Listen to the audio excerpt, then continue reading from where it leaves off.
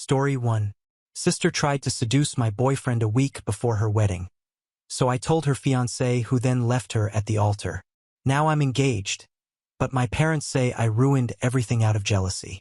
Hi, so to begin with, let me just get it out of the way. I hate my sister. I literally hate her from the bottom of my heart because she is just a straight-up terrible person. She is a total brat who doesn't care about anybody but herself. And the worst part of it is that she thinks she is entitled to everything that she wants. I can't stand her, and I think everybody in our family is aware of that fact. It all started when we were in high school. The first time that she hit on my prom date and he told me about it. And since we don't have much of an age gap, I'm just 1 year older than her, we were always competing, and our parents never did anything to discourage that either because they had pretty much given up on us ever getting along after middle school. Right from our childhood we did not get along, and like I said, it might have had something to do with the age gap. We did not have enough years between us to prevent the kind of rivalry that we had. At least that's what the issue was, in my opinion. We were always trying to one-up each other or one another, and it was constant.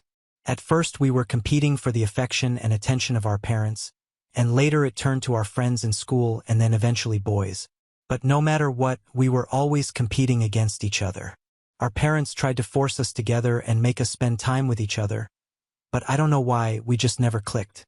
I know that most kids usually grow out of sibling rivalry eventually, but for us that never happened, and I think most of it has to do with my sister because, like I said, she is just a bad person and has always been that way. I remember even as kids, I would occasionally try to keep aside our competition and be nice to her, but she always just turned me down. After I developed a consciousness, I decided that I was not going to try and be friends with her anymore since she had made it perfectly clear to me that she was never going to get along with me and was always going to try and make my life more difficult. She has been a little demon ever since she was born. There is no other way to put it, and I can't be more gentle about what I'm saying. She does not have any redeeming qualities at all, and how she got so many boys to agree to be with her, that's beyond me. And how she got to be with her fiancé, that's always going to be the biggest mystery of all. But I guess I should call him her ex-fiancé now because after what happened, I don't think they're going to get married or even being together again, which I honestly think is good for the guy. He is a genuinely nice person and he deserves better. But unfortunately my parents are really pissed at me because they think that the two of them breaking up was my fault, and the fact that it happened at the wedding humiliated them and they are blaming me for it. So I just want to know if what I did was right or wrong. I'll get right into it then. My sister Melissa and her fiancé Theo have been together for the past 5 years. Both of them are 25 and have been together since college. I have met him countless times throughout these 5 years and at family events and holidays, and he comes across as a genuinely nice person. He has always been polite to everybody and is the exact opposite of my sister, so I never understood how she managed to get with him, because before that she had only dated terrible guys and the relationships never lasted more than 2 to 3 months. She had dated almost 8 guys before she finally got with Theo, and that's only from the ages of 16 to 20, mind you. I'm not trying to shame her for it because she was just a teenager and she didn't know what she was doing, but honestly I did not think that her relationship with Theo would last as long as it did, and I was actually surprised when they celebrated 5 years of them being together and he ended up proposing to her at the anniversary party that he had organized for her. I thought that she had finally turned over a new leaf and was genuinely serious about this guy, which would have been nice. But after that engagement I found out certain things from people from school and I did not like what I heard, mostly for Theo's sake, the poor guy. After they got engaged, a couple of my friends told me that they had been hearing a lot of gossip about Melissa and Theo. Most of it did not paint Melissa in a good light because several people could swear that for the past 5 years she had been introducing herself as single to a lot of people, and she had even been out on a couple of dates with some guys from school and had even matched with a couple of people on dating apps. But unfortunately these were all just rumors that I heard about her and nobody had any substantial evidence to prove it, so I couldn't exactly tell anybody about it because I did not want people to think that I was spreading these nasty rumors about her in the family. And these things were only coming to light after their engagement because she had posted it on social media, and because of these alleged rumors from the past, it had led to a stir in our social circles from school. So I kept my mouth shut about it and I just hoped that none of this was true, because if it was, the poor guy would have to really suffer since, from what I could see, he was truly and deeply in love with her. They got engaged 8 months ago, and since then I have kept these things to myself and I planned on keeping these things to myself as well. But then something happened that changed my mind. So I've been dating my boyfriend Alex for the past 2 years. Things are getting pretty serious between us, And recently I have started inviting him to family events as well. And at my age, I'm dating to marry because I really want to have a family and stuff, so my immediate family kind of knows about how serious I am about this guy, including Melissa. In spite of our arrival and how much we hate each other, we are still forced to see each other every weekend for dinner with our families because my parents have made it very clear that no matter how much bad blood we have between the two of us, we still have to make it a point to at least put on a happy face in front of our relatives, and we have to be civil to each other at family events, dinner parties, and holidays. My father had not been doing well recently, so he made it a rule that we had to get together every weekend for dinner. It's just one day a week for a couple of hours, so we are able to tolerate it. We don't talk to each other, but we do talk to our parents, and it's complicated, but we have to deal with it anyway. A couple of weeks ago, I told my parents that Alex and I are considering getting engaged in a couple of months soon after my sister's wedding. That's how serious we are right now, because even though we have been dating for just 2 years, I have known him for quite some time, and we have been friends for 2 years before we even started dating, so essentially Melissa knew exactly how much I liked him, and even then she decided to make a move on my boyfriend just a week before her wedding. This happened last week. My parents were hosting one last dinner for all of us, including Theo and his family, to celebrate the marriage before the wedding finally took place. It was just family and a couple of close friends, and after dinner I had been taking a walk in the garden because I wanted to get some fresh air. When I went back into the house, I overheard someone talking in a really seductive voice in the kitchen, and that kind of got me curious, so I decided to peep into the room, and to my shock I realized that it was just my boyfriend and my sister in the room. I would have been angry, but it was just a weird sight because I could see that Melissa had literally cornered Alex, and he was standing with his back literally pressed against the wall because he was trying to put as much distance as he could between him and Melissa, and she was trying to flirt with him, telling him that if he ever got bored with me he knew whom to call. I was disgusted and really pissed off, so I pushed the door open and stood in the doorway with my arms crossed, glaring at her and daring her to say something. But she just smiled very smugly at me and walked past me like nothing had even happened, even though I knew that she knew that I had overheard the whole thing. After she was gone, Alex came to me and tried to tell me that he hadn't done anything. But he didn't even need to convince me because I knew that he hadn't. I trusted him enough, and I knew from the sight of things that he was very uncomfortable with what was going on. He told me that he had come to the kitchen to get a bottle of water, but then Melissa had followed him inside and shut the door. He had tried to get away from her, but she had been blocking the door, and then she had cornered him and had started making a move on him. The sad thing is that this is not even the first time that this is happening. Melissa has tried to make a move on my boyfriend several times before, and occasionally it has even worked.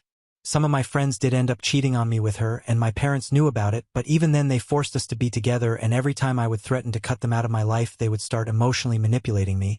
And I did not want to cut ties with my parents because apart from the whole thing with my sister, they were actually pretty good to me. I wouldn't say that my sister was the golden child either, because she also received a lot of flack from my parents, but I can't blame them entirely either because this is just being a terrible person. They have nothing to do with it. They were trying their best to make this family work, but after what happened last week I decided that I had had enough, because even now, in spite of being engaged, if she could not keep her hands to herself and still wanted to come after me, she would have to face the consequences of it as well. I knew that this was not about her and Alex. It was about her and me and her insane need to outdo me and try to one-up me all the time. I really had enough by that point, so I decided to tell my mother about what was going on, because that was the first person that I ran into after Alex told me whatever had happened. I pulled her aside and explained the situation to her, and I told her that I had also heard a bunch of other rumors from my friends about Melissa and how she had been pretending to be and going out with other people, cheating on Theo right after the engagement. She was shocked, and I expected her to tell me to do the right thing, but instead she told me to put all this aside for now and literally begged me not to speak about this with anybody. I could not believe that this was happening, because I knew that in spite of everything my parents were at least upright people, and they would ask me to do the right thing, which would be to prevent Theo from marrying Melissa because clearly she was not serious about him as he thought she was. But she begged me not to talk about this and never say anything about it, trying to convince me to put on a happy face for the wedding, and after that whatever would happen would happen. After that interaction with my mother, I gave up any hope of this family ever being normal because Melissa was just a terrible person, and my parents, no matter how much they pretended to be good people and acted like they loved us both equally, they definitely encouraged her behavior and did not do anything to prevent her from becoming an even worse person. So after Alex and I left that day, I was really frustrated because all along I had believed that my parents would eventually do the right thing, but now it had become clearer to me than ever that no matter what they would always put her above everything else. After the two of us got home that day, A few minutes after we had reached, Alex gave me some news that finally cheered me up. Now I could finally take things into my own hands, because if my mother was not going to allow me to get to Theo and tell him the truth, I could just send it to him. Because Alex told me that he had accidentally started recording a video when Melissa had cornered him because he had been on his phone while he was in the kitchen, and apparently his screen hadn't been turned off when she entered the room. So somehow, while trying to put it in his pocket, he had started recording, and now we had video. Evidence of her trying to make a move on my boyfriend just a week before the wedding. I instantly knew what to do, so I typed out the entire list of nasty rumors about Melissa that I had heard from my friends after they got engaged and attached that video to that email and sent it to Theo. I don't know what exactly I had expected to happen after that email, but it is definitely not radio silence. The next day when we woke up, Alex and I had expected at least a couple of messages from some people, if not then at least Melissa or my parents, but then we just had no messages. Our inbox was completely empty and people were going on about their lives as if nothing had happened. We waited for a couple of hours hoping that it would come later in the day, at least something would happen, but towards the evening Alex and I still hadn't heard back from anybody and everything seemed normal. My mother had even called me up and had a very normal conversation with me in the meantime, so he and I were forced to accept that maybe he had watched the video and read the email, and I decided that he was going to stick with Melissa and ignore everything that we had said. I won't lie, both of us were a tiny bit disappointed because we really thought that we could get her back for everything that she had done. But unfortunately it did not work out that way for us back then, or at least that's what we had believed. 1 week passed and yesterday we finally attended her wedding. We were surprised that it was even happening, especially after that video that we had sent to Theo. Everything was going smoothly and Alex and I were just really confused since nothing had even happened at the rehearsal dinner. Both of them seemed in love and he had absolutely no difference in his behavior. He had even greeted us the same way, so I had almost started believing that maybe he hadn't even opened the email at all, but I did not have the heart to tell him to check his inbox since it seemed like the universe did not want him to know and wanted him to be with Melissa, and I was not going to interfere with that and go out of my way to create trouble. So after that email I had given up any hope. But then yesterday while he was up at the altar something really strange happened. After Melissa had said her vows it was his turn, but instead of his vows he started talking about a certain email that he had received 1 week ago. Alex and I just looked at each other and we knew what was going to happen. I wouldn't say that we were happy, it was just really weird and confusing for us, but then he went on to read out the contents of that email and actually played the video on the mic, and I think everybody recognized Melissa's voice and also Alex's voice, so that was kind of awkward for us because all eyes were on us at that point of time. But after he was done reading that email and playing that video he told us that he had waited for 1 week and thought about what he wanted to do and during. This time he had not spoken to anybody about what he had seen. But now he had spoken to people and talked to them about the rumors that have been listed in the email, and as it turns out it was mostly true. He had even spoken to a couple of guys back from Melissa's school and they confirmed with photos that she had indeed been out on a date with them in the past 5 years, that she had been with him, and now it only seemed fitting that he left her because there was nothing else that he had to say to her, and he had chosen this moment to leave her at the altar because he believed that after everything that had happened he at least deserved a moment of satisfaction and revenge. After that speech he walked off and for a few seconds there was absolute silence. But then Melissa completely dissolved into panic mode. She was hysterical after that and everybody spent a couple of hours at the venue because everybody was just so confused about what to do, whether the wedding was happening or not, and eventually her in-laws had to take the mic and tell everybody to go home after lunch because that was the bare minimum that they could do for all the guests who had come. So some people stayed for lunch and then left, but Alex and I just left as soon as we could. We could hardly even believe what had happened, but we were happy that Theo had decided to leave because honestly he deserved better. He was a good man and he deserved to be with somebody who was actually in love with him and was not just keeping him around as an option. Anyway, once Alex and I got home we did not know what to expect. Really late at night though my mother finally called me, which is something that I knew was going to happen. She told me that she knew I was the one who had sent that email and accused me of being a vindictive person and said that I had always been jealous of Melissa, that she was getting married before me and that's why I had ruined her wedding. She told me that she and my dad were really disappointed with what I had done and said that I was just as bad as my sister because it was not just always trying to outdo me, because I had always been trying to do the same thing to her as well, and maybe that's why we never got along.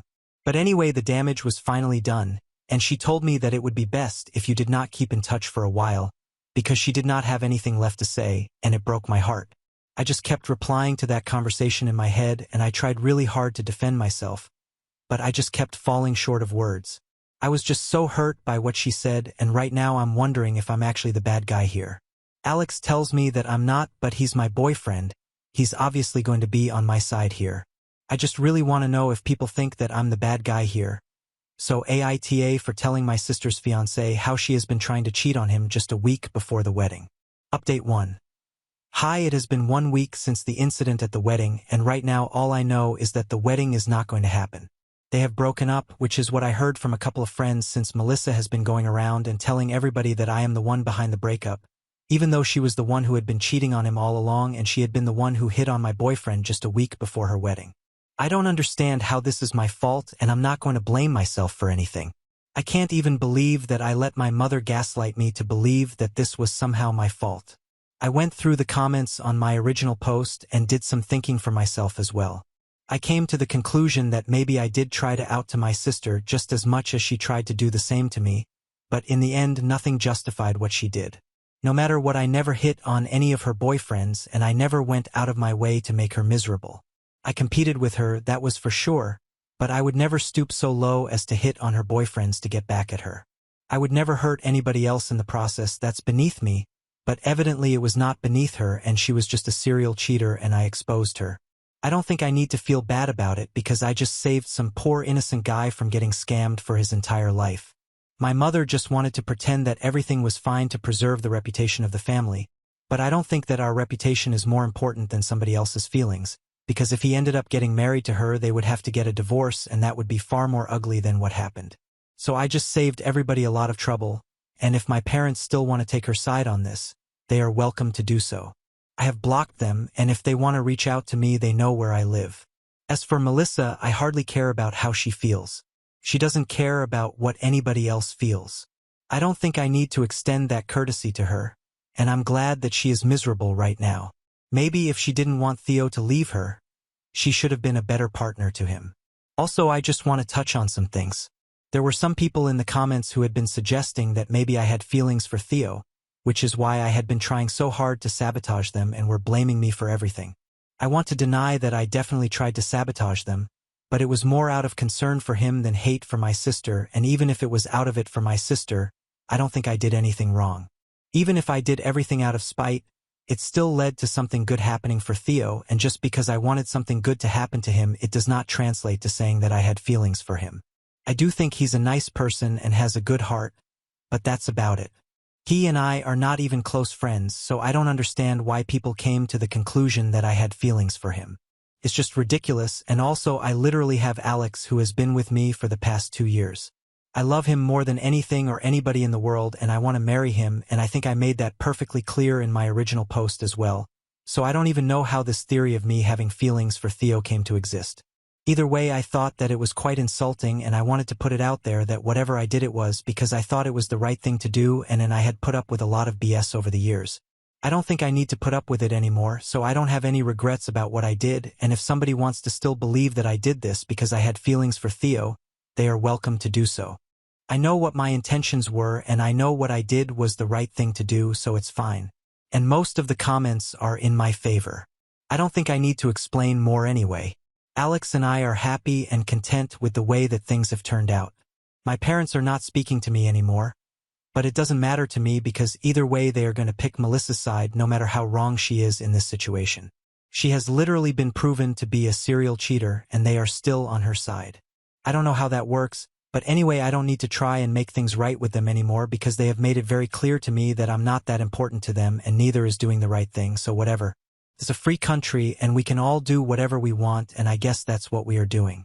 Update 2. Hi, it has been almost 2 weeks since the wedding was called off and Theo walked out on Melissa, and today I finally heard back from him.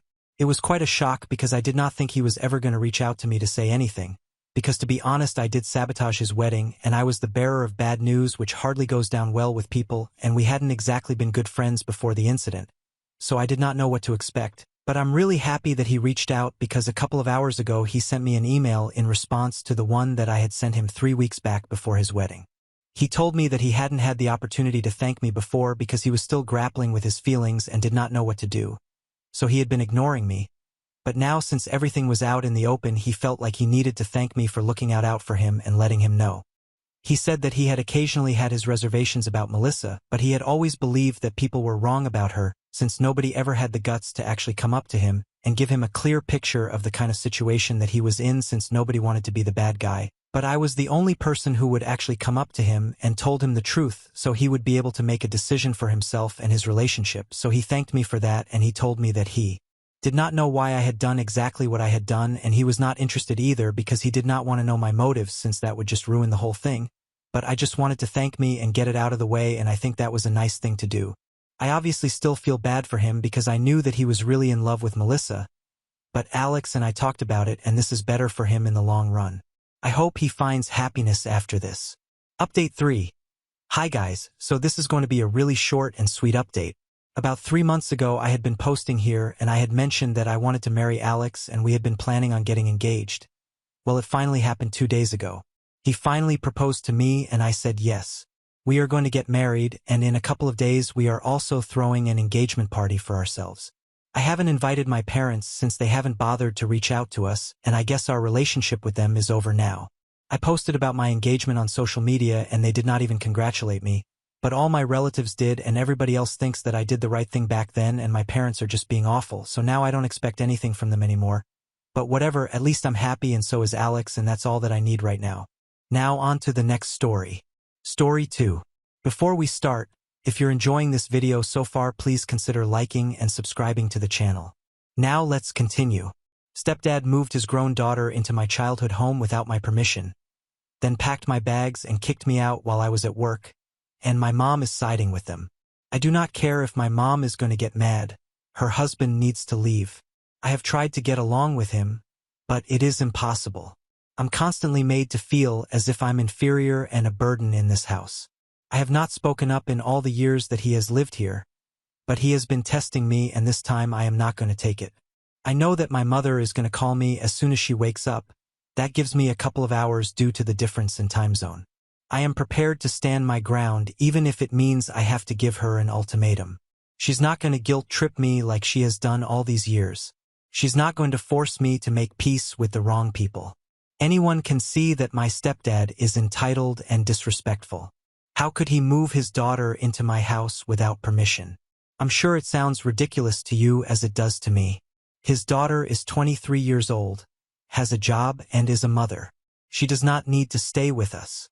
That is what I told him 2 weeks ago because she kept on sleeping over for long periods. Felt like she was moving in, so I suggested that she start chipping in. He said that he needed to spend time with her and that I was just being jealous, so I decided to keep quiet for the sake of my sanity. After that, it was an issue of so-called privacy. Can you believe this girl was demanding privacy from me? This is my parents' house and not hers. She got mad at me because I walked into the living room while she was on a video call. She then asked me to leave because it was a private phone call. I told her that there were many other rooms where she could take the call, so I was not going to leave. She then threw a massive tantrum which her dad did not allow me to hear the end of. When she left, I told him that I was upset about her blatant disrespect. She was starting to make herself too much at home and making me feel uncomfortable. So I suggested that from now on they meet when I'm not at home or at her house. He got mad, he raised his voice at me, and called me an ungrateful brat. He told me that this was because of my daddy issues.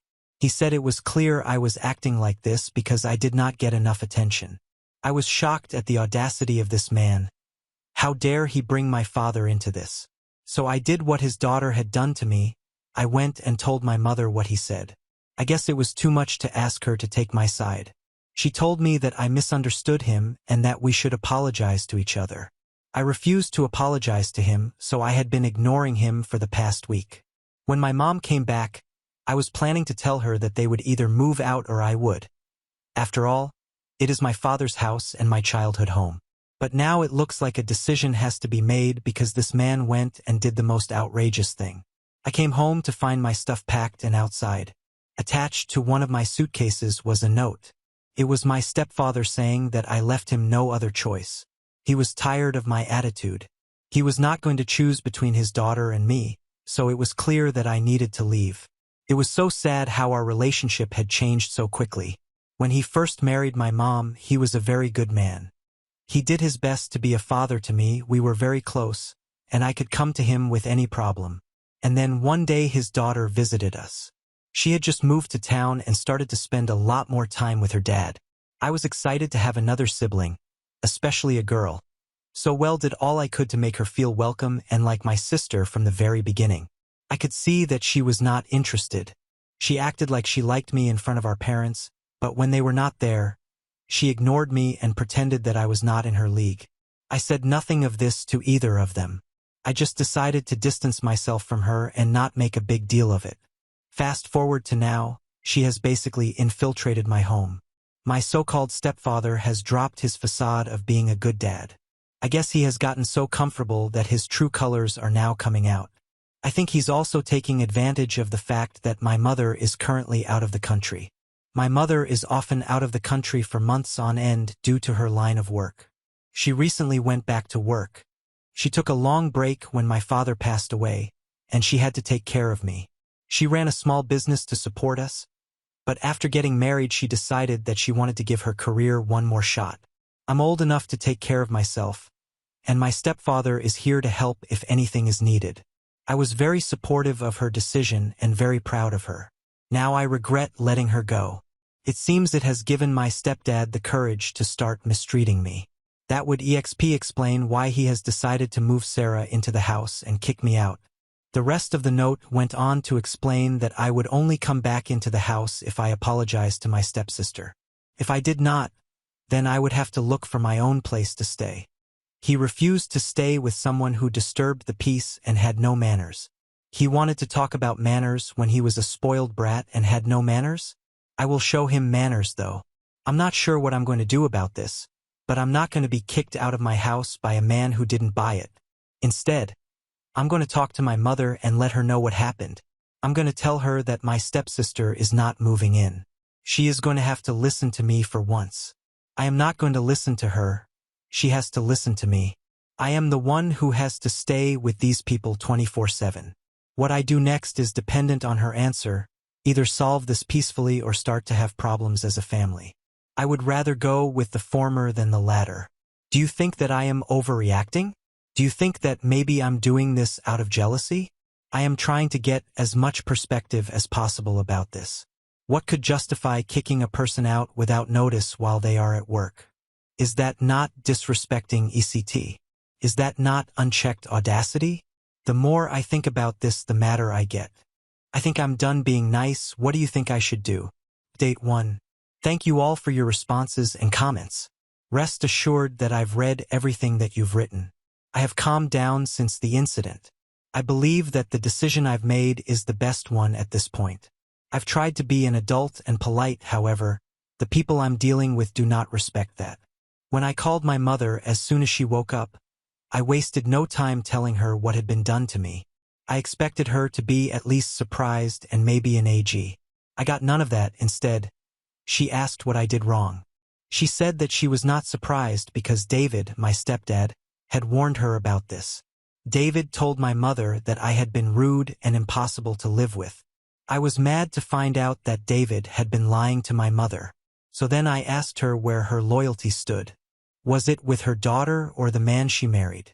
She said it had nothing to do with that. Her loyalty was to our family as a unit. She told me that David had told her he was going to move his daughter in. Apparently he spoke to me about it and I told him that I would rather move out. So on the day that he moved his daughter in, he packed my stuff and kicked me out. There, you heard it straight. David and my mother planned to kick me out and replace me with his no-good daughter. I told my mother that I was highly disappointed in her decision-making. I also accused her of loving her new family over me. Clearly she was trying to erase her past, which was me, and embrace her future, which was my stepdad and his daughter. She tried to deny it, but I wanted to hear none of her words.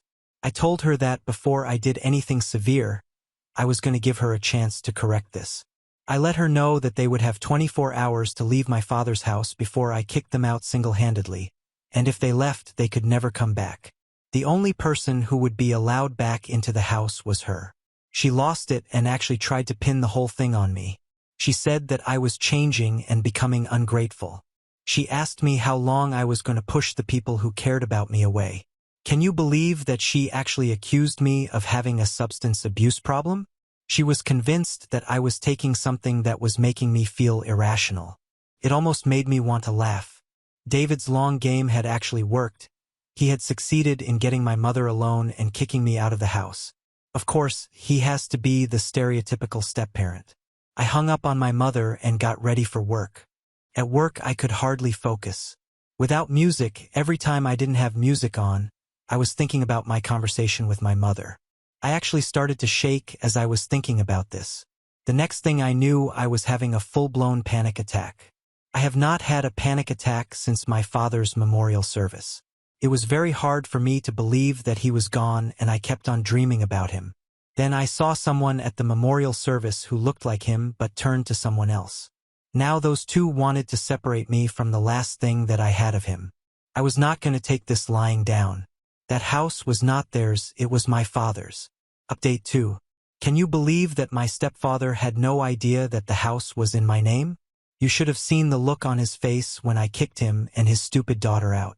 Felt so good to get rid of that trash. They had shown their true colors and I acted accordingly. I agree with the theory that someone in the comments had, my stepfather saw a woman who had assets. She had a very beautiful big house. She was a widow but with a daughter. Now that would be a problem. The daughter could easily influence her to leave him. The daughter would also get in the way of him getting the house in his name. So what did he do? He pretended to be a good person and earned my trust. When he suggested that my mom get back into her career, I backed him. I thought I'd be safe back here with him, and thus he successfully separated us. Once we were separated, it was time for him to use his daughter to make me feel unwelcome. He started to withdraw from me emotionally and showed that affection to his daughter. That would lead to my complaining, getting mad, and acting irrationally. He assumed that the house was in my mother's name, so his main goal was to get me kicked out for basically being a. My mother would believe it because she had only ever seen him be kind to me. She trusted him with her life. She would sooner believe that her daughter was being hostile towards her stepdaughter. She would never believe that the man she married wasn't good. One thing my mother hates is being wrong. He knows that and he uses it to trick her. His last part was probably to live in that house with his daughter while my mother was away. He would probably get her to get the house in his name in a couple of months. Soon after he will divorce her and get half of her assets, or he would get rid of her and cash out. But then again, some of you wanted to play devil's advocate. Of course I had to hear you out and set the record straight. There was someone who said I could have prevented this if I had just allowed my stepsister to stay with me. She would have to be a nice person that I can live with for me to do that. She was not, she was the worst. Whenever she used the kitchen, she did not clean up after herself. Whenever she was around, money went missing in the house. Whenever she was around, the house was always a mess. She went into my room without my permission several times and used my things. I know this because I have a particular order in which I leave my things. I can easily notice if someone touches my things, so no, I was not going to live with someone like that permanently. Now let's go back to what happened earlier this week. I went and got all the paperwork I needed for me to make this eviction legal. I was not going to play around and leave any loopholes for them to come back. It took me a while, but everything got fast-tracked with the help of a friend of mine. As soon as I got everything in order, I went to the house. I knocked and my stepsister opened the door. She tried to shut it in my face and told me that I was not welcomed. I pretended to be sad and said that I was there to apologize. She was very confused because this was so out of character for me. Her dad then came from behind her and asked what I was doing there. I then let them know that they had about 8 hours to get everything that belonged to them out of the house. I was actually being quite generous because he had a lot of furniture in the house. I told him that I would be back. I also showed him the court order. I told him that if he did not pack his things, I would have to forcefully remove him. I would throw out anything that he held of value. My only concern would be getting the scum out of my house. I was dead serious when I said that, but he did not seem to take me seriously. He told me that I could not do this without my mother's permission. He told me that everything that I had done was illegal and he was going to get me arrested. So I told him to make all the calls that he wanted. The only thing they would do was make him look like a fool. Edit. They left the keys with the neighbor and were nowhere to be found. They thought they were going to get me kicked out of my childhood home. The illusion between those two is enough to make a soap opera. Anyway, I'll let myself relax lounging in my father's house without anyone interrupting me. The past couple of days have been hard for me and I need to relax. Update 3. How foolish was I to think that everything was over? My mother decided that she was going to punish me because she did not get her away. I had been ignoring her calls for days because I had nothing to say to her. About 2 weeks later, she struck for the first time. I went for an appointment to get my teeth checked out. Once I was done, I found out that I had to pay for everything out of pocket. My dentist alerted me to the fact that my medical insurance was not valid. This was a surprise to me because I'd always been insured. When I made a few calls, I found out that my mother had removed me as a beneficiary of her medical insurance. She did not even let me know so that I could get my insurance. I'm sure she did this so that when I went for an appointment I would have to pay out of pocket. The cost of the appointment set me back. When I saw what she did, I was pissed off, but I was not going to give her the satisfaction. If she wanted to talk, then she would come back home and we would talk face to face. Since she wanted to rely on someone who was not even related to her, I owed her nothing. I got my insurance sorted out. After that, I decided to sign her out of all of my streaming subscriptions. My mother was not one for technology. She had gotten into streaming because of me. When she found out that some of her favorite all-time shows were online, she asked me to help her set up an account. I wanted to save money, so I decided to add her to mine since she was already doing so much for me. I guess one would say we had quite a symbiotic relationship, and that is why our breakup is so messy. I know it's weird for me to describe my mom fighting as a breakup. It kind of feels like that because we have always relied on each other. That is until she let a man get in between us. After that, it was very hard for me to trust her. When my mom found out that her streaming platforms were not working, she decided to email me.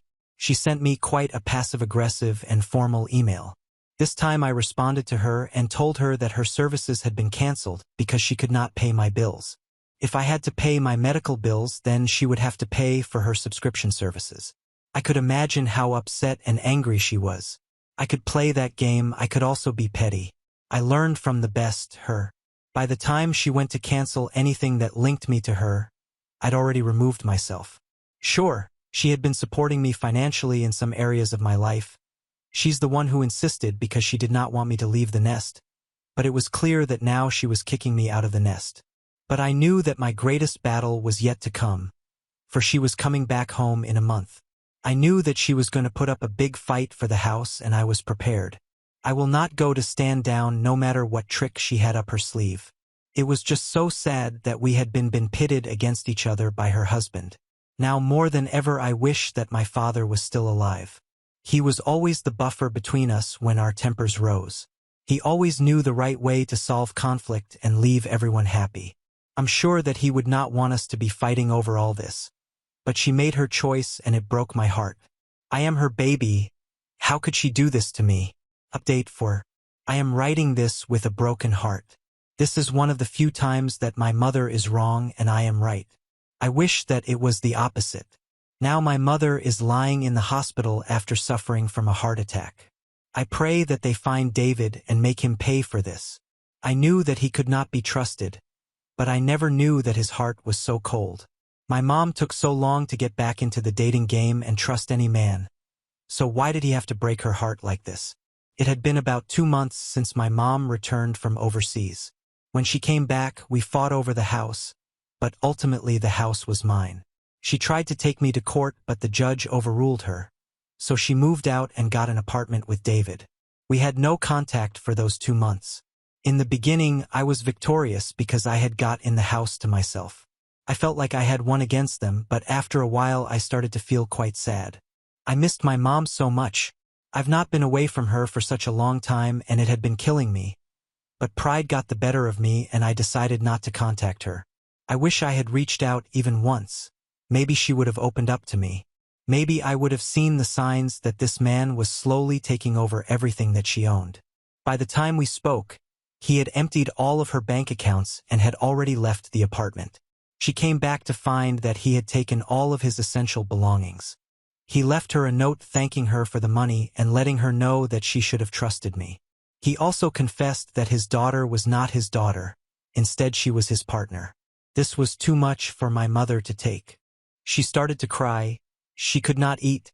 She could not talk and could not leave the house. Someone at work noticed that she had not been in the office for a while, so they called me and asked me about her. I told them that I was not in contact with her and she stopped talking to me. The next thing I knew, I was getting a call from the hospital to let me know that my mother had collapsed. She had gone to the store and randomly gotten a heart attack. When I went to her apartment and looked through her stuff, I found the letter that he left her. That monster earned her trust and then took everything that she had ever worked for, including the trust. She is awake and I have been speaking to her. She has told me everything that she knows and I have filed a complaint with the cops. There is not much hope of finding them. I have given the cops all the information that I have. But now all I can do is be by my mother's side as she fights for her health. I wish I had not listened to my stupid head. I should have listened to those of you who told me not to throw away my relationship with my mother over a house. Maybe I should have reached out and apologized to her. Maybe I should have investigated David before Elle even allowed him to put a ring on my mother. There are so many things that I regret. Have you ever done something so drastic that has changed the trajectory of your life? Update 5. Hey everyone. I was not sure that I was going to post another update. My main focus was just going to be on my mom and helping her heal, but I feel like I owe it to all of you to let you know about the latest development. The cops worked overtime to find David and Sarah. Turned out that those were not even their names. Sarah was not 23 years old. She was a decade older. They have been scamming people all over the country for several years now. They managed to trace them to a certain city, but by the time they got there, they found out that the two had managed to escape.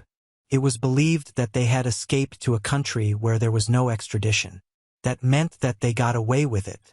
As you can imagine, my mother and I were not happy about this at all. We were furious and heartbroken. We felt as if the whole world had just failed us. So I just focused on nursing my mother back to health and I'm rebuilding the trust in our relationship. Until the day we got the call. David was no more and Sarah was in police custody. According to her, he has been killed in a deal that went wrong. Someone called the cops and she was taken in as a witness. Her prints matched her real name in the system. They also linked her to several cases of fraud and embezzlement. The cops were then able to determine that this was the Sarah we had been looking for. As for David, it is believed that he bled out for about several minutes before he met his end. Sarah panicked and did not call, so she tried to save him to no avail, which was when someone saw what was happening and called the cops. By the time the cops arrived, she was in too much shock to do anything but go with them. I think that I'm going to visit her as soon as I can. I need to look her in the eye after what she did. I want to see remorse reflected on her face. If I do not see that, then she will wish she had met David's fate. First of all, I want to thank all of you for the support that you have given me through this difficult time. It has not been easy to get my mother back to health. This is not her first heart attack.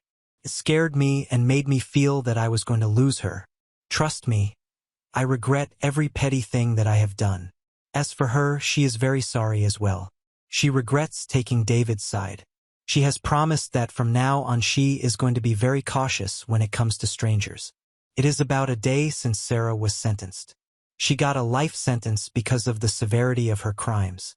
It appears that she has been doing this for several years. When asked why she and David returned to the country, it was because of an ex of David who had left him a substantial amount of money. This was someone that he had done a romance scam on. It appears that she forgot to remove him from her will. He took the risk because of greed, even though Sarah tried to stop him. When he arrived to meet with the lawyer, he was ambushed by this woman's sons. They are the ones who attacked him and killed him. As they say, you live by the sword, you die by the sword. This was coming to him sooner or later. I'm glad that he cannot harm anyone else, and where he is gone he will repent for everything that he has done. Just because he's not in jail does not mean that he's escaped punishment. As with Sarah, she is going to grow old in that jail.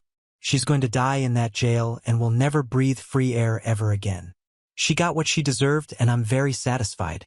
I told my mother about my posts and she wanted me to include a little piece of advice for parents. She wanted to say that things like this are more common than one might think. She suggested that parents should always make sure that their kids are taken care of before they remarry. At least my dad had made sure that my name was on the title deeds of the house, otherwise we would have lost the house to them. She also said that you should be careful who you let into your house because they might not be who you think they are. I agree with her, as we have all learned. At least we got lucky. I have heard of people who do not get as lucky as us and I feel so sorry for them. Now on to the next story. Story 3. Absent father showed up before my wedding begging to walk me down the aisle for $75,000. He then told me about his terminal brain tumor and his regrets of abandoning me. Hi everyone. I 28F am at a complete loss on what to do regarding my relationship with my dad. It is quite complex and needs lots of context. My parents got married but split up just before I was born, finalizing their divorce a few months later. Unfortunately, my dad chose not to be a part of my life from the very beginning. You see, my dad was a serial cheater and a drunkard. They had gotten married young because they were together throughout college and my dad had proposed to my mom thinking this is what he wanted. However, I guess people change and so do their feelings, because 2 years into his marriage, my mom found out that he had been hanging out with his ex-girlfriend Kylie, who he used to date back in high school. They had reconnected and she seemed hung up on him. My mom has told me how Kylie would show up to the house demanding to meet my dad if he did not pick up her calls. She would insist on having dinner with him and be overall quite disrespectful to my mom and my parents' marriage. Whenever Dad and Kylie would meet up, they would drink a lot, which would then prevent Dad from coming back home. Kylie would insist on him walking her back to her house. My mom would tell me how Dad would show up the next morning still hungover, and if Mom asked him about why he was out the entire night, they would have a screaming match. It was not like my dad was only spending his nights with Kylie.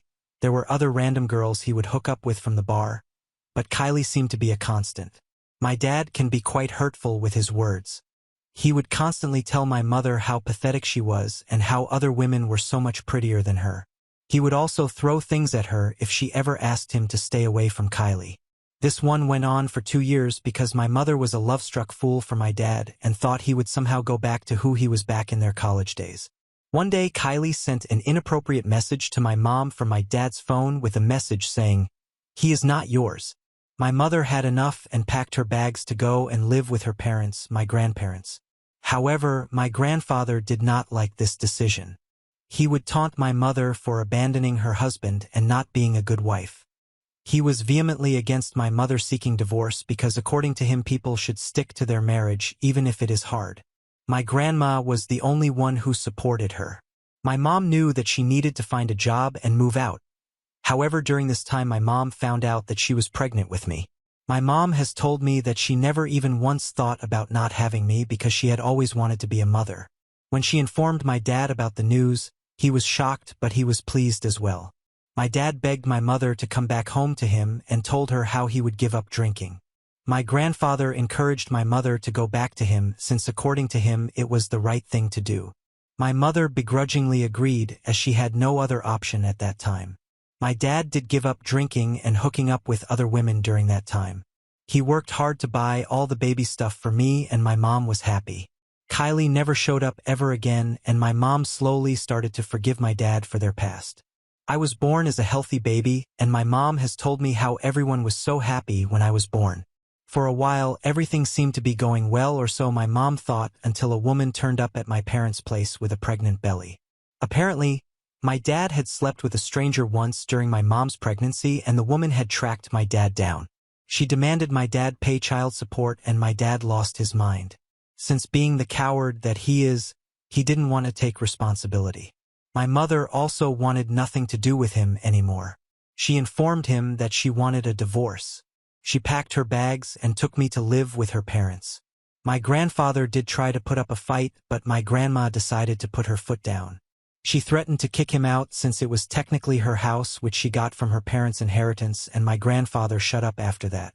Although he was resentful that my mother had walked away from her marriage and was worried about what his church friends would say, he helped my mom take care of me in whatever way he could. My mother filed for divorce and the court was not in my father's favor, thankfully. He was mandated to pay child support until I turned 18, and the other woman did the same. My dad, being the resentful a-hole, he decided to hurt my mother by saying that he wanted nothing to do with me and gave up full custody. My mother was hurt, but she knew it was better that I didn't grow up anywhere around him. I grew up with my mother and my grandparents, and I never even knew having a father was normal. It was only when my friends started to tease me about it that I started to question my mother. She would always change the subject and tell me how I was too young to understand. My grandmother would tell me the same thing. It was only my grandfather who was honest with me. He told me that I had every right to know where my father was and showed me pictures of him and his mom. In the pictures, my parents looked so happy. I could finally understand where my curly hair and green eyes came from, since my mother and her side of the family all had straight hair and brown eyes. I felt curious to know more about my dad. As I started to grow up, I found out more and more about him. I decided to write letters to him and would beg my mother to mail it to him even though she would refuse. I would then seek help from my grandfather, who would begrudgingly agree. I wrote several letters to my dad but never received a reply back. When I was 12 years old, a week before my birthday, I decided to confront my dad. We lived in a small town, and I knew the neighborhood he lived in even though I didn't know which was his house. I cycled to each and every house around the locality asking around for him. In the end, one of his helpful neighbors pointed out his house to me. I was so nervous to ring his doorbell, but I gathered up my courage and thought that he would be happy to see me finally. I wanted to show him that he was still my dad no matter what. When he opened the door, he looked like he had been drinking since last night. He stared at me for a few minutes before his eyes widened and he realized who I was. He immediately looked around and asked what the hell I was doing. My face fell and I told him timidly that I was here to meet him. I told him how I was going to be 13 soon and wanted to invite him to my birthday party. I told him that none of my friends believed I had a dad and I wanted him to attend my party. He looked shocked and told me to wait outside for a few seconds. He went inside and got his car keys, then put my cycle on his back seat and asked me to get in. Throughout the drive, he looked pissed and I felt like I had made a grave mistake. He didn't utter a single word, and when we reached my home, he yelled at my mother to come out. My mother ran outside when she saw me standing next to me and asked me if I was okay. My grandparents looked taken aback seeing my dad also. My dad continued to berate my mother for allowing me to go and see him and told her how I don't want to see your child ever in front of my face. I felt numb in pain and hurt as he continued to yell about how he didn't sign up for this and hated seeing how similar I looked to him. He then drove away as if I meant nothing. I still remember the tears falling down my face. It felt like someone had kicked me in my stomach and the pain was everywhere. My mother just hugged me and kept crying. My grandparents brought us inside and even my grandfather broke down. He started to tell my mother how this was all his fault and that he should have never told me the truth, but the damage was done. I was numb for days and felt too sick to go to school. My grandfather would stay awake throughout the night for me since he blamed himself throughout all this. When I started to get better, he told me how I needed to forget my piece of father and that he was going to give me everything I ever needed, but I have to admit that my dad's rejection deeply affected me. I couldn't comprehend why he didn't want any connection with me, and it led me to internalize negative beliefs about myself. I began to think I was flawed, worthless, and even a bad person. These thoughts deeply affected my self-esteem at that age and made it challenging for me to build healthy relationships with anyone. However, my grandfather did everything that he could to replace the role of my father in my life. He would show up to pick me up from my school and would make sure that none of my friends ever bullied me again by talking to their parents about their behavior. He also taught me to hunt and change attire, telling me how I needed to be independent on my own. He would tell me how he never taught my mother all this because he grew up in different times, but after watching my father humiliate me, he did not want me to ever end up in a situation like me. I grew up and slowly started realizing that not everyone was like my dad. I realized I was surrounded by my mother and grandparents who loved me so much, and that was enough for me. When I turned 18 and started applying for colleges, I knew my grandparents were sad that I would be leaving them. I was sad too, but my mother encouraged me to apply to the best colleges and talked about how I was not meant to be a small-town girl. I got into a good university with a full scholarship and moved out. Everything was so different living in a big city, and it took me a long time to get adjusted. I would call home crying because I was surrounded by strangers and new faces, and all my feelings of past abandonment and rejection kept resurfacing. This is when I met Jack in my college. He was just like me, who had come from a small town and didn't have any friends either. We started to hang out and realized how similar-minded we were.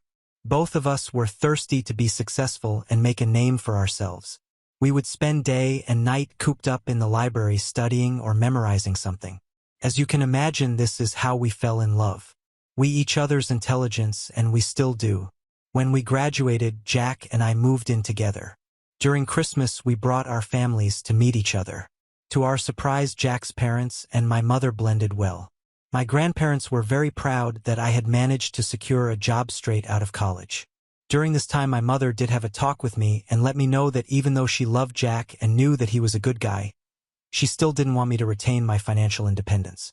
She reminded me how Dad had abused her and gently told me that she believed I could take care of myself, but I should always have my own bank account with my emergency fund just in case. I understood where my mom was coming from. Luckily for me, Jack was nothing like my dad.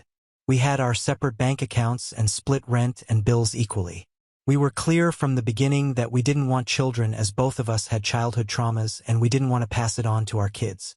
I know a lot of people will say that what our parents do has nothing to do with us, but Jack and I just didn't want kids. We were happy on our own from the beginning, and we were too career-focused. Then, in August 2023, Jack proposed to me. It was my birthday, and he surprised me when I came back home with a candle night dinner. It was a dream come true. He had also brought both our families secretly, and they were all there to congratulate me. He had done all this just to make me happy. I knew then that I was marrying the right man. We then started to plan for our wedding and agreed that we would get married in February of this year. In December 2023 last year, I received a Facebook request from a familiar name. I clicked on it to see that it was my dad, which was quite unbelievable. I didn't bother accepting his request because I didn't understand why he wanted to be friends with me on social media when he was not even a part of my life. My dad then sent me a message request, and in the message he had written how he missed me and wanted to talk to me. I ignored them because I wanted nothing to do with him. Then I received a message on my phone from an unknown number, and it was my dad. He wrote me a message saying how he badly wanted to see me and realized what a huge mistake he had made for abandoning me. I showed the message to Jack, and he, like me, agreed that there was no way that my dad was really sorry out of nowhere after all these years. However, he told me that I could hear him out if I wanted. Jack assured me that he would come with me just in case my dad tried to yell at me. I agreed and replied back to my dad. He wanted to meet me, so we set up a meeting. I was really nervous to meet my dad, but I was glad that Jack was there for me. My dad was surprised to see Jack with me, but then wasn't rude to him outright. We made small talk here and there, and then my dad eventually asked me about the ring on my finger and if I was married to Jack. I nervously told him that we were engaged and would be getting married in 2 months. My dad's face lit up. He told me that it was perfect timing for us, that he had reached out to me since he could now walk me down the aisle. I almost gagged when I heard that and turned to look at Jack, who understood exactly how I was feeling. Jack politely told my dad that this was something that I needed to decide all on my own, and I could not just forget years of abandonment all in a jiffy. My dad blew up hearing this. He started to scream at Jack that he had no right to come between a father and his daughter, and that I should not influence my decision. Watching Jack get disrespected really triggered something in me. All those years of being abandoned by him and resenting him came boiling out. I yelled back at him that he had no right to call himself my father when he had signed off his custody rights to my mother and did nothing except pay child support. He had driven me back to my house and shouted at my mother since I had shown up at his house. My dad tried to defend himself by saying how my mother was not easy to live with and that he was just shocked to see a child standing on his porch. He tried to justify how he was still drunk and regretted the way he behaved in front of me. I asked him then why he had never tried to contact me for all those years. I lived in the same town as him, but he had no reply. I tried to remind him that I had done something in my life all on my own, and Jack was my partner who understood and loved me for who I was, so he had no right to ever raise his voice on him. Dad tried to say how Jack doesn't really understand that this was a private matter between him, which just made me laugh. I reminded him that he was nothing but a sperm donor to me and I wanted nothing to do with him. He begged me to forgive him, but I walked out with Jack. I did apologize to Jack for how my dad behaved with him because he seemed really shaken up with everything. Later my dad sent me several messages saying how I didn't have the whole picture and suggested that we meet privately. I mute his chat so I didn't have to see his messages anymore. I did tell my mother and grandparents about meeting my dad since they had no idea. They were really shocked and a bit pissed that I had even given this a thought. In the end, we all agreed that we would continue to live our lives as usual and stay away from him. In February, Jack and I had our magical wedding. All our families attended and my grandfather walked me down the aisle. My grandfather was crying throughout the wedding and kept saying how proud he was of me. My mother and grandmother also kept giving me hugs as they could not believe how far I had come in my life. Jack and I danced with our families throughout the night and everyone had a good time. Then we went on our honeymoon for 2 weeks and it was good for us to take a good long break from our work. However, when I returned, I noticed that there were at least 50 messages from my dad. Since his chats had been muted, I didn't notice earlier. I went through the messages and they ranged from getting sympathy to being pissed that I got married in private and did not invite him. He kept saying how I should have contacted him and how he deserved to be there for me. I guess the word must have gotten around to him since everyone knows everyone in my old town, and my dad found out that grandfather had walked me down the aisle and was pissed. When I read his messages, I guess he must have noticed that it was all read, so he called me immediately. I picked up the call and he started to tell me how I had betrayed him and that he never thought the day would come when I would treat him this way. I really tried to patiently explain to me yet again that it was not betrayal when he was not my father to begin with. My dad then started to say how he had saved up $75,000 for my wedding and was going to give it to me. I scoffed upon hearing this because I thought that there was no way that this was true. Then my dad continued to say that he was ready to give me this money, but all I had to do was get married again, even if it was a court wedding, and invite him so he could be there for me. He told me how it was his dream to watch his baby girl get married, and even if I was already married, he would compromise as long as I agreed to his terms. I don't know what he was thinking or if he was even right in his head, but I straight up told him that this was ridiculous and I didn't want his money, which made him pissed. He started yelling at me that I was just a spoiled brat and that I was cruelly punishing him. He said other things as well, but I told him that I was done hearing him out as my patience was wearing thin. Since then he has kept texting me about how I broke his heart and that getting married again just for him wasn't even a big deal. I don't understand what obsession he has about me seeing me get married again, and I honestly do not understand Aita for refusing to get married again even though my dad wants to pay me $75,000. Update 1. Okay, I've heard everyone out. There are so many comments under my post that it has taken me a while to get through them. First of all, a lot of you have concerns that my dad is probably lying again, which might be true. Also, since I find it extremely hard to believe he has $75,000 and just wants to give it to me without any strings attached. I do agree that his behavior seems extremely suspicious. A lot of you have theories that he is dying and maybe needs an organ transplant, which is really scaring me because no way would I agree to donate anything to him. I feel like I need to confront him to get closure and give him closure as well, since there is definitely something fishy going on and I want to get to the bottom of it. Secondly, a lot of you are asking about what happened to my dad's other child. Well, I have no idea, but unlike my mother, that woman wanted nothing to do with my dad except get child support from him. It was a one-night stand, so they wanted nothing to do with each other. I have no idea if the other child has ever reached out to him, nor do I care. It's my dad's decision and it's his life. He already ruined my life, so I doubt he would do any better with his other child. Update 2. Wow, well, I finally have an update and some of you won't like it. I decided to meet my dad this weekend and sort things out once and for all. He was more than happy to meet me this time. I didn't take Jack with me as I wanted to see him on my own and confront him about everything. We met at a cafe where I told Dad that I knew something was up with him with the way he had been acting, because there was no way that he just woke up and regretted doing all those things to me years ago. My dad looked down feeling ashamed and then started to say how I was right. He told me that last year he was working one day when he suddenly got a splitting headache and fell down on the ground. He injured himself gravely and was taken to the hospital. This is when doctors discovered the tumor in my dad's brain. I won't get into the medical details, but they pretty much informed my dad that he didn't have a long time to live as the tumor was in a location that was inoperable.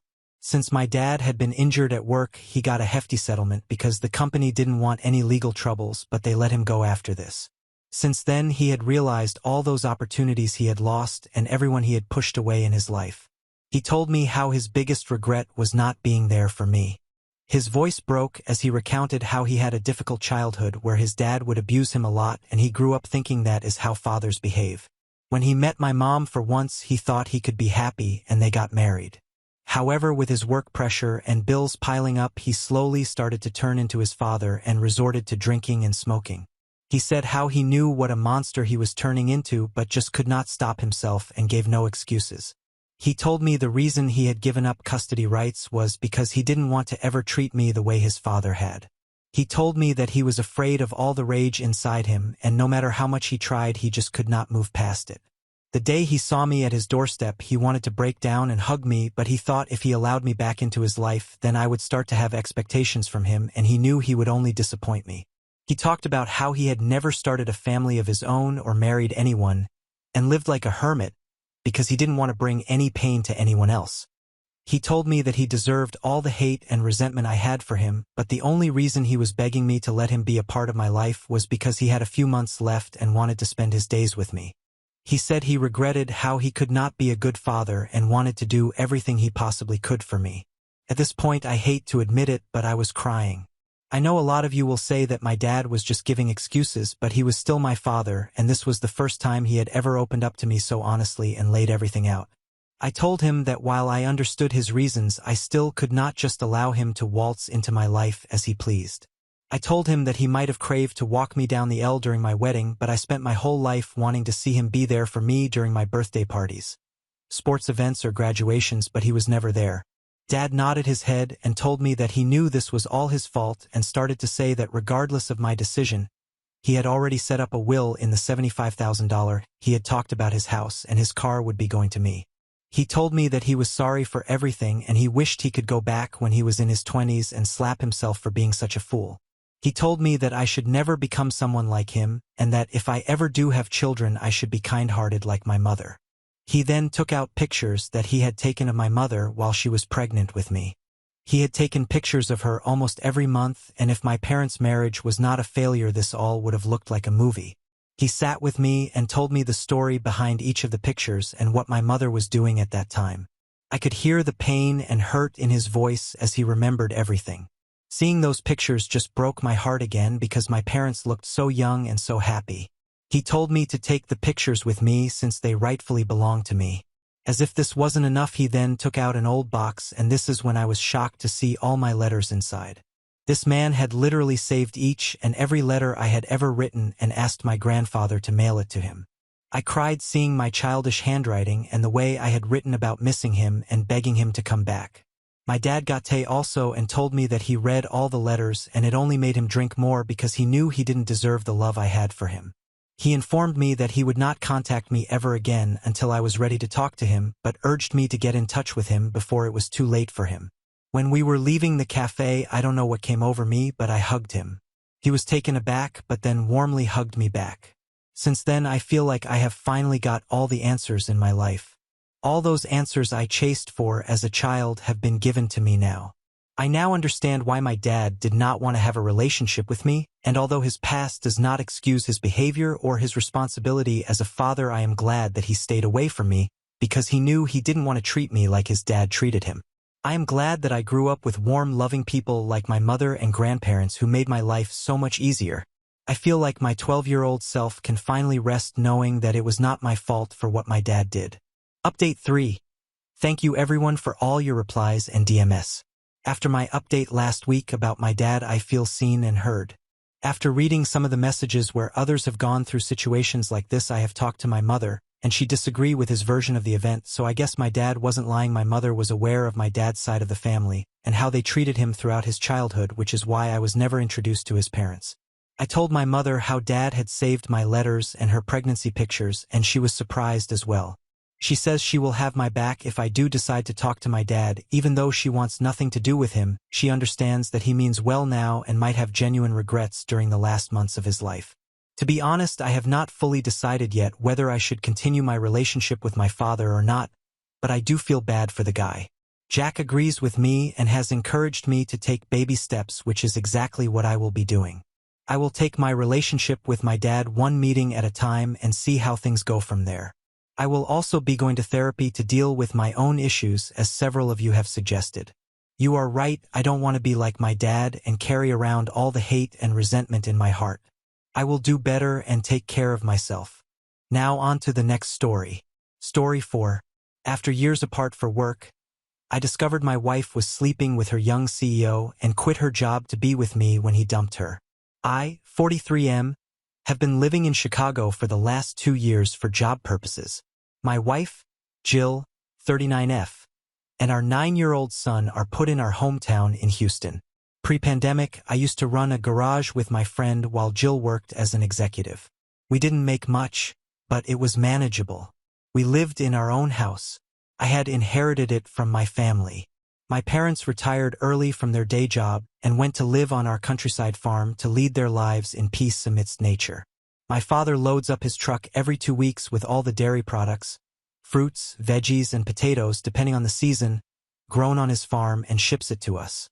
So yeah, we save a lot there. Life was smooth. Bam! Co-hit and we lost everything. Everyone went indoors. There were no cars on the road, and people were selling off their vehicles because they couldn't pay their mortgages. Our garage followed the same fate.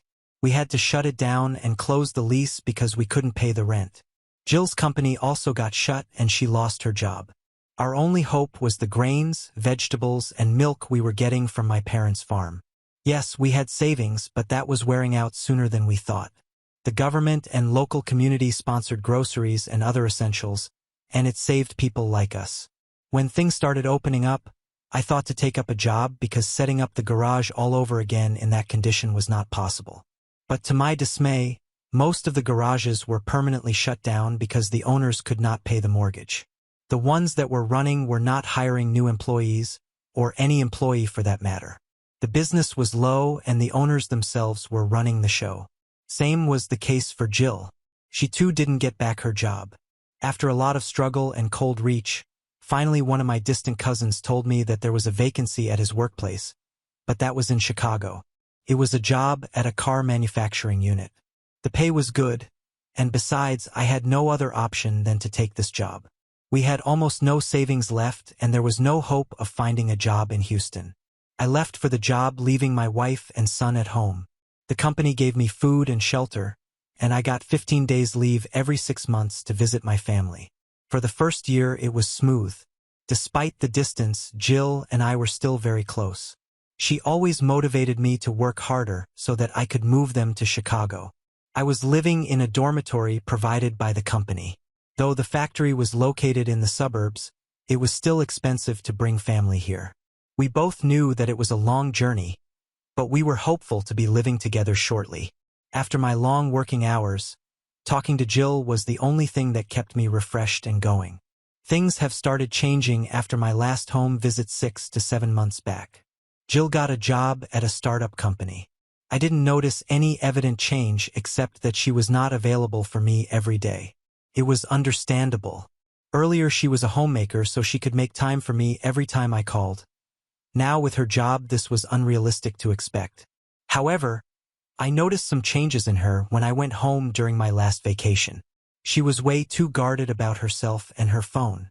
She was not talking freely and I felt like she was careful about whatever she spoke. This wasn't the case earlier. Yeah, before that, when she first started her job, she had a tough time with her boss. She's a secretary at a CEO's office. She works for a startup run by young, just out of college graduates who are very rude to their employees. Jill couldn't take the harshness and resigned after a few months. After her resignation and her long email about a toxic workplace, her CEO called her back promising to mend his ways. A lot of employees were leaving the company because of his bad attitude. Her earnings were a cushion for us. She used to save most of it because I provided all the household expenses. Despite her job, it expedited our process of living together. She withdrew the resignation and rejoined. Things got better for her and she told me that her boss was now way more polite and respectful. It looked sordid. Fast forward to 3 months back. Jill told me that her boss, the CEO, was going for a 5-day investor summit in Dublin and he wanted Jill to accompany him. She denied it initially because she couldn't leave our son alone for 5 days. but her boss has offered to let our son accompany them at the company's expense. Honestly, I have no idea how these corporate companies operate, how they could afford to spend so much on unnecessary stuff like this kind of travel. But anyways, I left it for Jill to decide. She said it was important for her career and she went. I may sound possessive, but I felt uneasy about her trip, but didn't say anything. She called me regularly and kept me updated during the trip. I FaceTimed with my son daily and we did that too during the trip as well.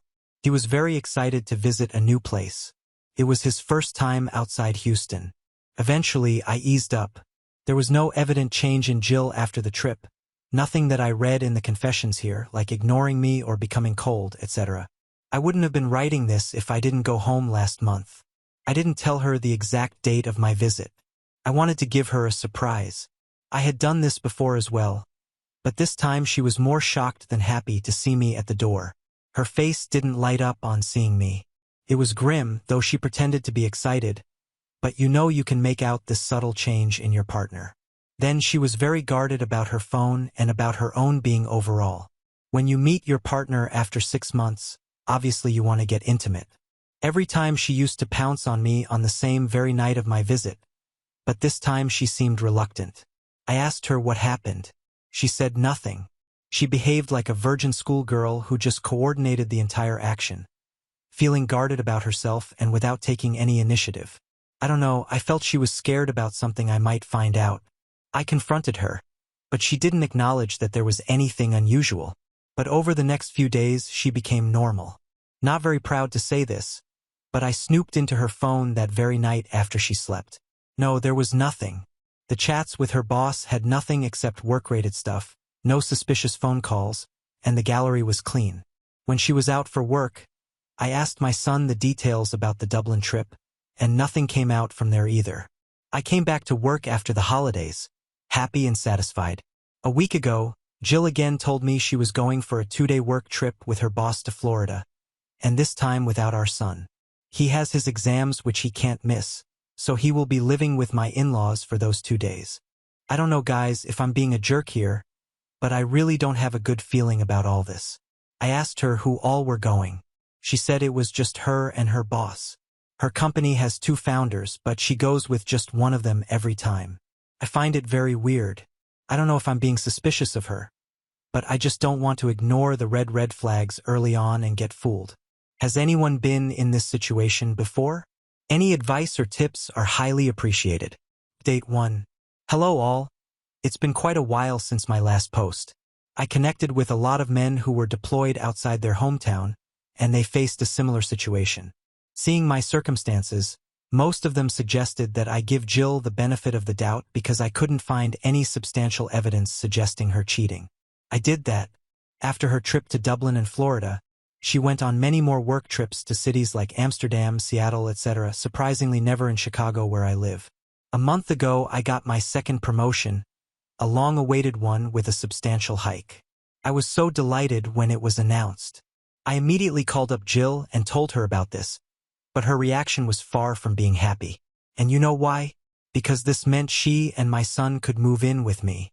I asked her if she was not happy that I got my long-awaited promotion. I worked here for 4 years, double shifts on most of the days to earn my promotion so that I could be with my family again. She said she was happy about the promotion, but was not sure about shifting to a new place. She said she had worked so hard to rebuild her career, and now she didn't want to waste it again. I suggested she could get a new job in Chicago, but she didn't like that idea. She said she was expecting a promotion and it worked her ass off to make a name for herself in the company, and now she couldn't leave it without a promotion. It didn't go down well with me because she was pushing back a lot. I mean, if I had the chance, I would have definitely left my job to live with my family. Her salary was a quarter compared to mine, and she could have got a similar paying job easily here, yet she was not ready to leave her job. It led to several fights and arguments between us, but she shifted her reason towards our son, that his school and curriculum would be disrupted. My son is a soccer enthusiast and has been getting trained at a community club. I assured her I would find him a good training club here, but she was reluctant, saying shifting here would mean a complete disruption in our son's life. Some of her reasons made sense, but I felt she never wanted to share a house with me. Finally, we came to a conclusion that we would wait for another year, save some more money, and then think about this decision. 2 to 3 months into this, and Jill tells me that she wants to move to Chicago with me. I asked her what happened all of a sudden. She said she had just changed her mind and our son needed me. Few months back, when we were fighting over this, she reasoned out that we shouldn't disrupt our son's curriculum. At that time, our son's class academic year had just ended, and it would have been easier for us to get him admitted to a new school in Chicago. Now his new academic session has started, and it would be so difficult to get him to admitted. I told her to wait for this year and they could come next year, but she got adamant about living together. I asked her about her job and she said she was ready to quit the job. Family is more important than anything else. I really don't know what is driving this change in her, but I definitely suspect something fishy. She has even got to a point where she's ready to delay our son's academic session by a year. I discussed this with some of my local colleagues here, and they assured me that they would help me in getting my son admitted session. I'm planning everything else to bring them here with me, house setup, car, school, etc. But deep down I feel she is not doing this for me. There's something else. I'll update the thread if I'm successful in getting through the truth, else it might just be my overthinking. Update 2. Hello everyone, so it came out that my wife was indeed cheating on me and I found out everything when she shifted with me in Chicago. As I mentioned in my last update, she suddenly told me that she wanted to move with me and that she was ready to quit her job. I was both happy and suspicious about the entire thing, but I made all the arrangements for them. My cousin who referred me to this job helped me in getting my son admitted to the same academic year. He also helped me procure an affordable rental apartment. So Jill and my son shifted with me and I couldn't be happier. Whatever suspicions and doubts I had in my mind, it all vanished when we started living together. It was a happy time. However, as time passed, I realized that Jill was not the same woman I had married. Yes, time changes all of us, but it was not a good change. She became snappy and guarded. Whenever I confronted her, she said she was missing our hometown, friends and family there. I too was living away from family for so long. I kind of empathized with her. But one night, I found her weeping over the phone. I dropped on the conversation and realized that she was pleading with someone to take her back. So instead of hiding or investigating anything, I just confronted her after she was done with the call. Yes, I heard it all and it was quite clear. I'm glad that she didn't lie or manipulate the situation. She confessed everything. It happened so that her young boss, quite literally it started on their first Dublin trip. After a successful investment deal, they got so happy and drunk that they lost control and did that. After that, they did it every night after our son fell asleep. This disgusted me so much that I wanted to punch her face right there. They continued to even after the trip, and every business trip they have been together, it was more of a trip. That was the reason she didn't want to leave her job. However, when she told her boss that I wanted her to be here with me, but she had refused because of him, he got scared and told her that he wasn't serious about those physical things. He asked her to prioritize her family over him. She flipped out. Though she knew it was just for fun somewhere, she felt hurt that he wasn't as involved as she was. He even showed her the woman he had been dating casually. So Jill was basically his sex toy. Isn't this evident? It goes without saying that he wasn't going to marry her or ever get serious about her. I don't know what she was thinking before trading off her marriage for cheap sex. When the CEO didn't reciprocate Jill's feelings, she took it to her ego and quit the job. This time he didn't even bother to ask her the reason and released her. Looked like he desperately wanted to get rid of her, and her resignation made things better for him. She thought he would beg and plead with her to stay. Why would he? He is the owner of the company. He can have many girls lined up for him. Why would he run after her? Jill was an easy source of entertainment for him and he exploited it. She was a fool to take him seriously. Now she is calling and pleading with him to take her back and he is asking her to move on. I was amazed to know that she was ready to be his mistress. She was telling this over the call. I asked her how she was able to pull this cheating for so long.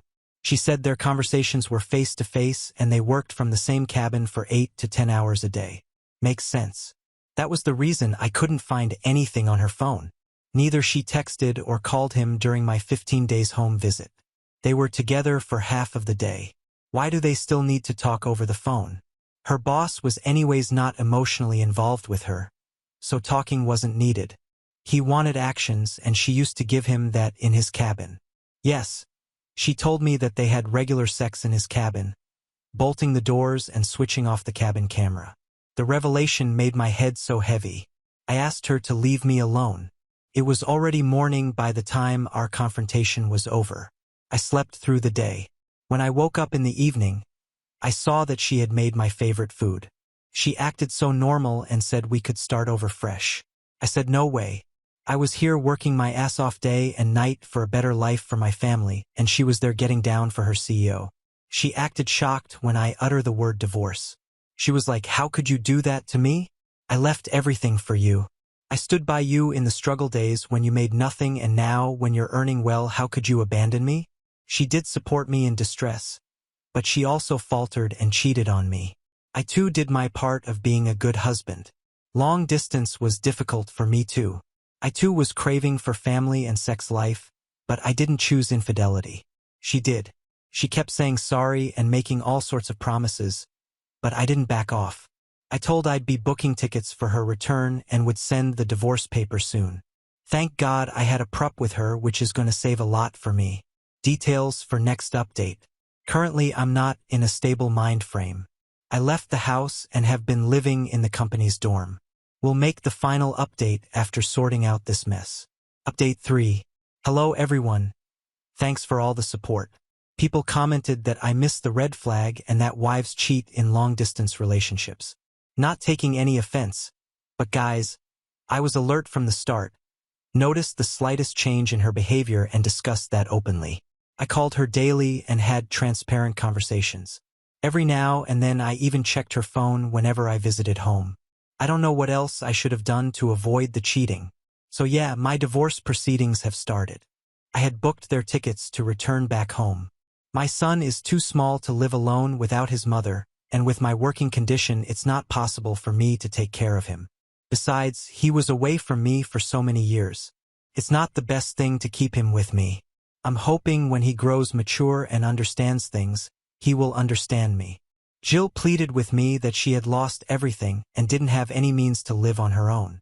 I offered to let her stay in the house until I was back in our hometown. We had a prenup that she cannot claim my property and a divorce popping out of cheating, so she cannot have my house. I agreed to the child support for my son, so she gets nothing from the divorce. Even after she left for Houston, she kept contacting me asking for one last chance to fix our relationship. She was hopeful that I would forgive her for the sake of our son. Now yes, people do that. They forgive their cheating partner for the sake of their children. Call me egoistic or whatever. I wasn't ready to take her back just to give my son a false illusion of a happy marriage. Finally, after a lot of tussle, the divorce was finalized. She got away with nothing. She lost her job. Her boss has not given good feedback in her relieving letter. He mentioned her being flicky who resigns at the drop of a hat without any reason. She resigned twice in her tenure without reason, so she is not getting offers from good companies. Also, the market condition of the corporate industry is not so good for the last 1 year. She sometimes sends me voicemails that I have ruined her life. I don't care. Neither have I blocked her. I want her to know that I hear everything she says. Still, I'm unmoved by her misery. I want her to know that I don't love her anymore. Now on to the next story. Story 5. I caught my wife cheating on me with her affair partner while we were on a camping trip. My wife, 26 female, was extremely competitive with her twin sister. I, 32 male, noticed pretty quickly that she compared their jobs, houses, community involvement, style, self-discipline, and even spouses. Yes, she even compared me to her brother-in-law. In these comparisons, she usually claimed herself the higher achiever and her sister merely a close second. But in certain things, my wife wasn't as confident and looked to me for reassurance. To my dismay, she didn't seem totally convinced that I was the better catch. After talking about her brother-in-law's career in law enforcement and weightlifting dedication, she got quiet and inevitably started giving me hints that she wanted me to do some of the things he was doing. I was fit and lean, working as a van driver and handyman in a small privately owned construction company. I wasn't making very much money, but it was enough to pay half the household bills. My wife covered the other half with her various social media platform sponsors and a part-time job as a makeup saleswoman. When she started comparing me to her sister's husband, I lost it. I told her she was lucky she had such an easy way to earn money and that she owed it to the fact that she was born with a beautiful face and learned how to charm and manipulate people. She was pretty upset with me after that and didn't want to listen when I said I was working really hard and it was only a matter of time before I got a pay increase. It wasn't long after this interaction that I noticed my wife's increased interaction with her brother-in-law. They were commenting on each other's posts and pictures on social media. I knew he was texting her because I saw a preview of his text pop up on my wife's phone before she grabbed it. Everything came to a head when I saw them at a cookout together. My wife's entire family was there, so it was crowded, but out of all the people my wife could have been catching up with, she was standing side by side with her brother-in-law. As soon as I went to the bathroom, she disappeared to find him. By the time I found her, they were smiling and talking intimately. Irritated, I scanned the crowd for my sister-in-law. She was oblivious to what her sister and husband were doing. Since my wife was distracted, I went through her purse to find her phone. I took it to the bathroom and had time to read and screenshot a plethora of messages that spelled out their emotional and lustful affair. My wife admired him for his bravery and self-discipline, physical fitness, and flattered him in a variety of ways, something she never even said to me. They sent each other nudes, and that's when my hands started shaking. Their most recent messages were plans to meet at a cheap motel in 4 days when their spouses would be working. I couldn't believe what I was reading because my wife, as I knew her, would never be so heartless or inconsiderate enough to have an affair with her own sister's husband. Yet it was clearly happening. I waited until after the cookout to text the most crucial screenshots to my sister-in-law along with a message that suggested we wait to ambush them at the motel with additional family members. She was completely shocked and devastated, so it took some persuasion to get her to agree to keep it a secret until then. When the day came, she and I plus 10 other family members, including their parents and members of App's family, sat in our cars and waited for them to check in. They were riding in App's car looking as giddy as a newlywed couple. As soon as they started walking towards their room, key card in hand, all of us got out and started walking towards them. I remember I was the one that got their attention first, followed by the rest of the family. When they saw us, it looked like they were struck by lightning. They froze, gasped, locked up, and needed to change their drawers. My wife's sister started screaming at them, which made her husband drop to his knees, trying to reach for her hand in desperation. My wife did not know what to say.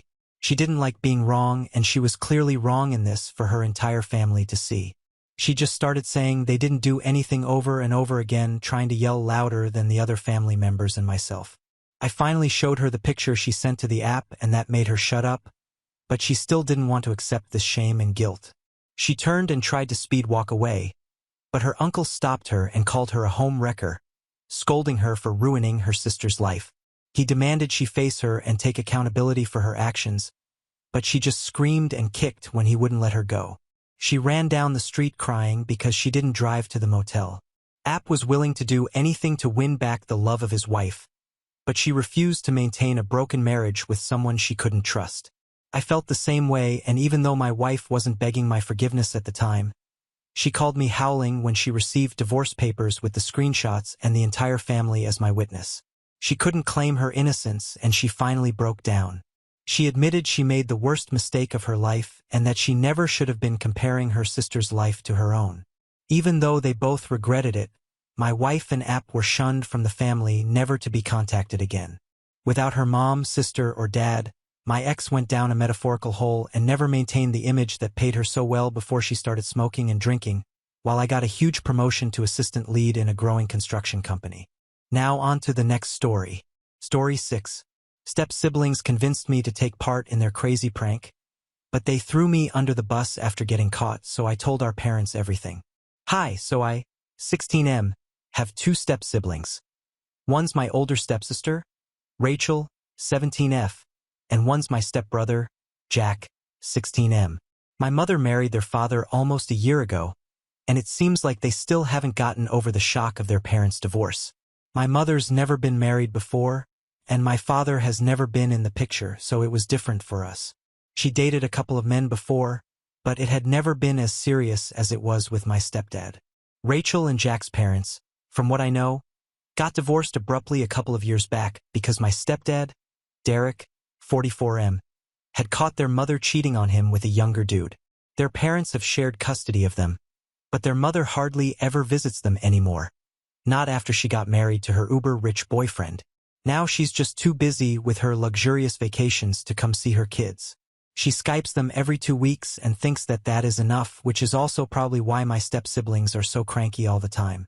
Their parents separated almost 5 years ago, so it's not as if the divorce took place recently, but for some reason they still like to act very touchy about it.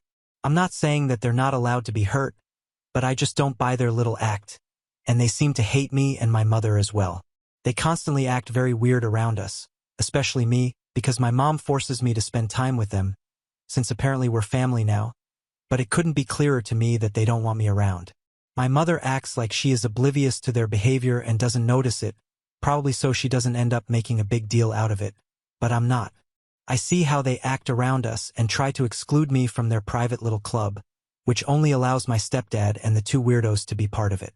So that's my step-siblings for you, and I guess you guys might have figured out that I don't really get along with my new family. It wasn't like this back when my mother was dating Derek, because I guess at the time my step-siblings were still holding out hope that this might not turn into something permanent. For those 2 years, my step-siblings were not very pleasant to me, but at least they weren't downright annoying to be around like they are now. We would all be a lot happier if my mother did not constantly try to make us friends. Like we've even shown her that neither of the 3 of us wants that to happen. Derek didn't really try to make us friends because I guess he understood that his kids weren't too keen on befriending me, and the feelings were mutual. Tensions had already been running high for the past couple of months, but last week is when things turned sour for me and my step-siblings. So, last week my parents decided that they were going to take a trip to the beach to celebrate their wedding anniversary, but without us, because Rachel had a test on Wednesday. Instead of just sending Rachel to live with her grandparents so she could study and taking me and Jack with them on the trip, my parents made the brilliant decision of leaving all 3 of us teenagers at home. I knew that it was a terrible idea, but my mother insisted that it would be a great bonding experience for the 3 of us. I even tried to get out of spending the weekend at home with just the 2 of them by calling my grandparents and asking them if I could visit. But they were out of town the weekend as well, so that's how I ended up getting stuck in the house with Rachel and Jack for that weekend. And while I did have fun on the weekend, Monday was the worst. As soon as our parents left the house on Saturday morning, Rachel came up with the bright idea of a prank that we could play on our parents. She suggested that we throw a huge rager party on Sunday evening because she knew that our parents would be okay with it as long as Rachel finished studying on time. My mother had even suggested it so we could bond better. The prank was that we would call them in the middle of the party and make them think that we were in trouble by acting as if the police were on their way to shut down the party, and we'd also hint that we'd been drinking, which would spell real big trouble for them because all of us were underage. I was on board with the party, but I wasn't really cool with the prank because I thought it would be cruel and unnecessarily dramatic to make our parents worry about us like that. Unfortunately, neither of the 2 idiots cared for my concerns and somehow managed to convince me to join in on the prank. I guess it was because they were being really nice to me for the first time and it was just good to be on the same team for once, so I kinda got carried away and decided like an idiot that I'd be part of the prank. Saturday passed and we planned on how we would execute the prank. It was kind of exciting, to be honest. We invited pretty much everyone from our grade to the party the next day, and then the word spread, which is how a couple of people from other grades and even other schools showed up the next evening. I was pretty excited for one because this was my first high school party. We had crazy fun that evening with music, drinks that a couple of seniors had scored for us, and a lot of dancing. Then, at around 11 o'clock in the night, my step-siblings and I decided that it was the perfect time for the prank. The party was still going on in full swing, so we went to my room and called our parents. I was the one who spoke to them along with Rachel, and we tried our best to sound very worried and scared. We told them about how our neighbors had called the cops on us because we were apparently being too loud and now the police were on the way. We were worried because we'd been drinking and were afraid of being caught. Needless to say, our parents were pretty scared and told us to call our uncle, who lived nearby, to sort the trouble out, because even if they started driving right away it would still take them a while to reach home. Right on cue, Jack started playing police siren noises in the background on YouTube, and we hurriedly hung up the call after one last request for help from our parents. After we disconnected the call, we had a good laugh about it and then turned off our phones. We knew that when our parents discovered that our phones were switched off, they would definitely send our uncle to check on us, and it was already close to midnight, so we sent all our friends home and went to sleep. We didn't wake up until 10 o'clock in the morning the next day. We'd even decided to skip school so we could watch our parents' reactions when they realized that we were at home safe and sound. Our parents came back home around noon, and to say that they were pissed would be an understatement. My mother was furious, and so was Derek. I'd literally never seen them acting that way before. They told us that they decided to come back home later than planned on purpose because they had sent our uncle to check on us after our phone call, and he talked to the neighbors, who told him that they hadn't called the police and the cops weren't going to show up, so there was no need for our parents to be worried. So they'd found out last night itself that the whole call about the cops was nothing but a prank, but because we'd been inconsiderate and selfish, and this stupid prank of ours was quite cruel to say the least. This went on for quite a few minutes. The three of us just stood there quietly and heard them out because we knew that we deserved to be yelled at, and then my mother said that they were going to have to punish us for what we did so that we never repeat something like that in the future. Our parents said that they had thought about our punishment already on the drive back home and told us that we were going to be grounded for 2 whole weeks. It would not have been such an insane punishment had it not been for the fact that they had another party to attend in the coming 2 weeks. The very next week, Rachel and Jack were supposed to attend their mother's birthday party. They had been planning for it for almost 3 weeks now and were really excited for it because their mother's parties were almost always legendary ever since she married her rich boyfriend, and if they didn't meet their mother now, they would have to wait for several weeks or maybe even months to get another opportunity to see her. Rachel and Jack immediately started begging our parents not to do this to them, to delay the punishment or something, but our parents were pretty firm on this. Rachel even tried to cry her way out of it, but her dad did not care about it. I personally thought that this was not that harsh of a punishment, but that was probably because I didn't have anything at stake here. Here Derek even told his kids that he was going to call their mother and tell them that they would not be attending her party because of the stupid prank that they decided to play. I was trying not to say anything and just accept my fate, even though my own mother was glaring daggers at me. But out of practically nowhere Jack piped up and said that he didn't understand why the two of them had to suffer for something that was my idea entirely. It took Rachel a few seconds to catch on to her brother's plan. But as soon as she did, she wiped her tears and started telling our parents that they didn't even want to go through with the prank or even the party, but I had insisted on it. I looked at them with shock on my face because I had not been expecting them to throw me under the bus like this. My mother also seemed just as shocked as me because I had never been the one for parties or pranks or crazy stuff like this. Only when she asked me if this was true did I snap out of my daze and manage to tell them that it was absolutely not true. I was still reeling from the shock of my step-siblings betraying me like this after we had so much fun just the previous evening. I was angry and hurt, and it just got 10 times worse when Rachel doubled down on whatever they were claiming and told her dad that I was lying and that this was all my idea. Then I lost my temper. Here is where I might have been the a-hole. All three of us go to the same high school, and I do see them around school a lot. It's not like we hang out or anything, but I do get to hear things. In fact, Jack is actually in my grade, so I know a lot about him and how he is at school. Rachel happens to be very close friends with my friend's brother, so I knew a couple of things about her as well, like she'd been hanging out way too much with some guy who had almost graduated college and had even been going on dates with him. I'd also heard from my friend that she was flunking out of bio in a majorly bad way. As for Jack, he'd been skipping school almost every other day to go hang out with his new friends, all of whom happened to be the stoner weirdos. I hadn't told our parents any of this for 2 reasons. The first was that what my step-siblings did at school was none of my business, and secondly because I didn't really want to come off as a tattletale, so I kept my mouth shut about it for so long. But as soon as Rachel and Jack began to blame me for the party and the prank, I decided to bring out these facts and see what our parents had to say about it. I announced it to them, and just so they wouldn't doubt it, I even told them that they could call the school right now to confirm it. I could even call someone from our friend circle and they'd confirm it for them. Rachel looked scandalized and tried to deny it vehemently, while her brother just stood there dumbfounded because neither of them had been expecting that I'd come out and tell their dad the truth. Derek looked really uncomfortable and took his kids to another room, and I watched it all happen, which felt really satisfying at the time, but when I turned to my mother she looked really disappointed in me and told me that I hadn't done the right thing by tattling on my siblings. I tried to defend myself and told her that they were the ones trying to get me in trouble first for something that I didn't even do because the prank idea was all them and I'd been really against it when they suggested it. Even then, my mother just looked at me with disappointment and then went into the room that Derek and his kids were in. I stood there in the living room by myself for a while, and I could hear Rachel and Jack screaming at their father while he yelled right back at them. I wasn't sure, but I think my mother was trying to defuse the situation. After listening to the screaming for a little while, I went up to my room and locked myself in because the look on my mother's face made me feel really bad about myself and whatever I had done. I didn't intend to get my step-siblings into that crazy kind of trouble.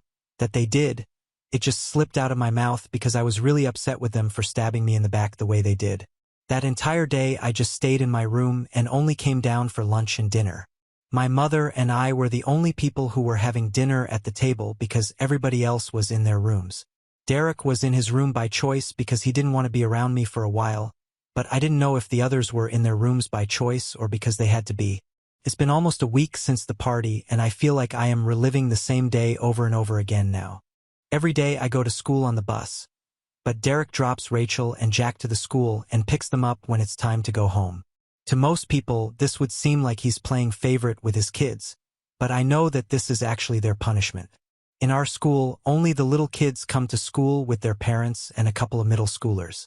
Anyone being dropped at school by their parents in high school really gets made fun of, so most people either get dropped a block away or take the bus like me. It's a thing. But Derek drives right up to the school building, which is embarrassing for his kids to say the least. His workplace is near our school, so occasionally he's even been dropping by during lunch to confirm if his kids are still in school or not. Even after school ends, they're not allowed to stay back for any co-curricular activities and are supposed to come back home straight from school.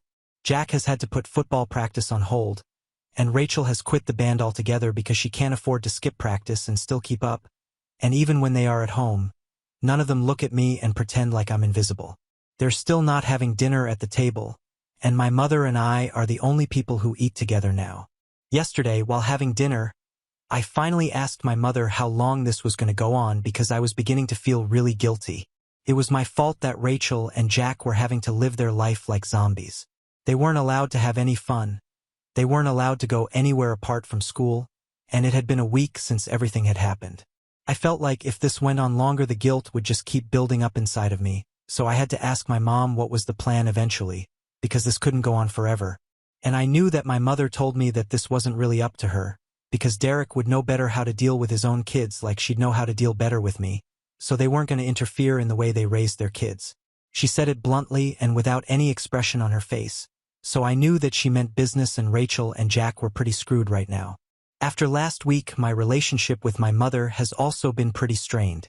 She doesn't behave with me the way she used it before, and I can tell that she is mad at me for what I did. In fact, it seems like the entire house is against me right now just because I tried to save my own skin after the other two tried to throw me under the bus for something that was not my fault.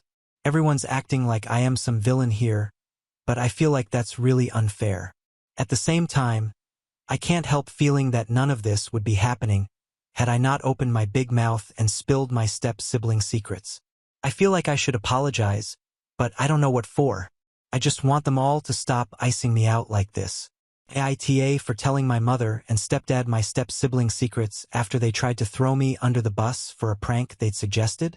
Update 1.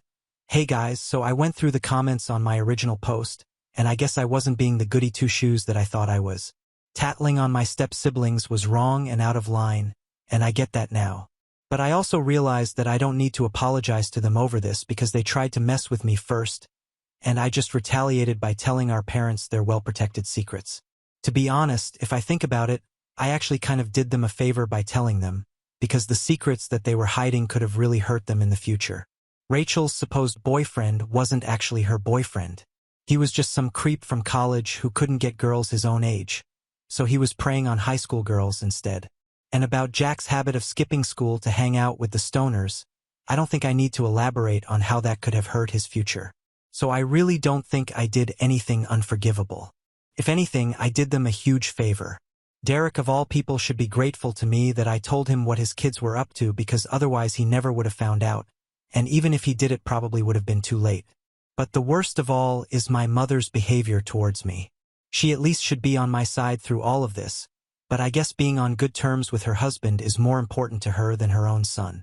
Now none of them are speaking to me even now, and it's been almost 10 days since the incident, but at least now I know that I am not the villain that they are making me out to be. I was feeling awfully guilty about everything, getting my step-siblings into trouble and hurting my mom, but now I don't feel that bad anymore, all thanks to you guys.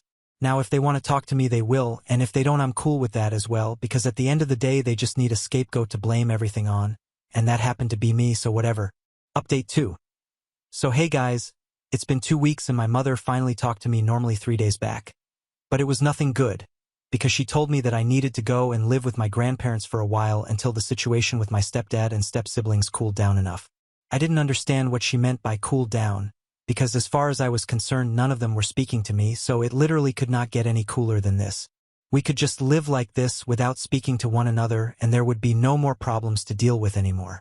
When I said this to my mother she told me not to act snarky because after all it was my own fault that this was all happening.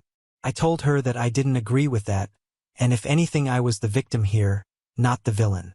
We got into a bit of a tiff over that, but after a while I realized that she's just going to keep on defending her husband and his kids no matter what they did because that was her priority now and not me. That was also why she was sending me away to live with my grandparents. It was about time that I accepted that my mother was not the same person as before. So I just stopped arguing with her, and I decided that I was just not going to speak to her anymore because it wasn't worth it. I packed my stuff in silence while she helped, trying to make small talk with me, but I didn't respond. After almost an hour, we were finally done, and just in the nick of time too because that's when my grandpa came from outside the house with his truck. My mother and I carried all my stuff outside and loaded it onto the truck with my grandpa's help. After we were done with that, she tried to give me a hug before we drove off, but I dodged her and sat in the passenger seat. Derek and his kids were not at home that day, and I think it was on purpose so that my mother could surprise them with my absence when they came back home or something equally crazy and selfish. My grandpa and I drove off and I didn't even bother to wave back or say goodbye to my mother because deep down I was kind of hurt, but it didn't matter to her, and I wasn't going to give her the satisfaction of knowing that she'd actually hurt me. At least my grandpa was really sensitive about the whole thing and tried to make me feel better throughout the ride back to his house, and so did my grandma once we got there. I guess both of them knew what had happened, and in their own little way they were letting me know that they were on my side even if their daughter was not. My mother has been calling and texting me every day to check on me, but I haven't been responding, and I don't think I will for a while because now I'm the one who needs to cool off. Update 3. Hi everybody, so I know it's been almost a month since my last update, but I am finally doing better now. And for those of you who are wondering, yes, I'm still living with my grandparents and that's part of the reason why I'm doing better right now. The last time I spoke to my mother was almost a week ago, and we got into a really terrible fight because she just kept telling me that my stepdad hasn't come to terms with everything yet and I need to stay away for just some more time. I accused her of putting her new family before me, and the sad part is that she didn't even try to deny it. She just accepted it and told me that that's exactly what she was doing because she finally had a family of her own and she wanted to make things work with them, and she reminded me that it was after all my fault so I had to pay for it as well. So essentially I was just being punished for telling the truth and trying to save myself. After she said that I just hung up. She'd been promising me almost every other day that she would talk to Derek and make him see that I needed to come back. She said that she would convince him and also my step-siblings to make things right with me. But so far there had been no results and it just felt like empty promises. After a while, I had already stopped holding out hope that she would do anything about the situation. But to hear it from her own mouth that she valued her new family more than me now was pretty hurtful, and she also constantly kept blaming me. But she didn't care that my step-siblings had tried to screw me over as well. It had become very clear to me that I was just not important to her anymore and I couldn't keep trying to make myself believe that I was somehow. So to detach myself from her, I decided to block her everywhere and cut her out of my life altogether. It was difficult, but I managed to do it, and I cried a lot that day because for the longest time it had been just me and my mom against the world, but it was now my mother against me, and it was incredibly difficult to deal with, but my grandparents were really helpful throughout and made sure that I was all right. They even fought with my mother over how she was treating me but couldn't make her see sense because she was too caught up with pandering to Derek and his kids. My grandpa told me that I could live with them for as long as I needed to. They didn't mind, and if the need arose they'd even take me illegally. They've enrolled me in therapy to help make sense of everything, And even though I've attended only 2 sessions, I feel better, mostly because of how helpful and supportive my grandparents are being. I feel less alone now. I still see Rachel and Jack in school, but they ignore me and I do the same to them because we're not family and never have been either. I don't know what's going to happen with me and my mother, but whatever happens, I'm going to accept it. Now on to the next story. Story 7. My husband blamed his cheating on me because of my underwear. We, F35, M36, have been married for a little under 2 months, together for 4 years. I loved him very much and I thought he loved me too. Besides the usual quarrel and disagreements about dull and mundane tasks, we're good. He never complained about anything, never. Our sex life was amazing, and he told me so very often. He even texted me while we were at work all kinds of NSFW stuff that made me blush in my office. Anyway, Friday I had only one more morning meeting. My colleagues and I went for lunch afterward, and then we decided to go home. We checked with our supervisor, and she said it was fine. That's when I found my husband with another woman in our bed. I started running away in shock, and he couldn't really leave the apartment before putting his clothes on. Enough time for me to take the elevator alone.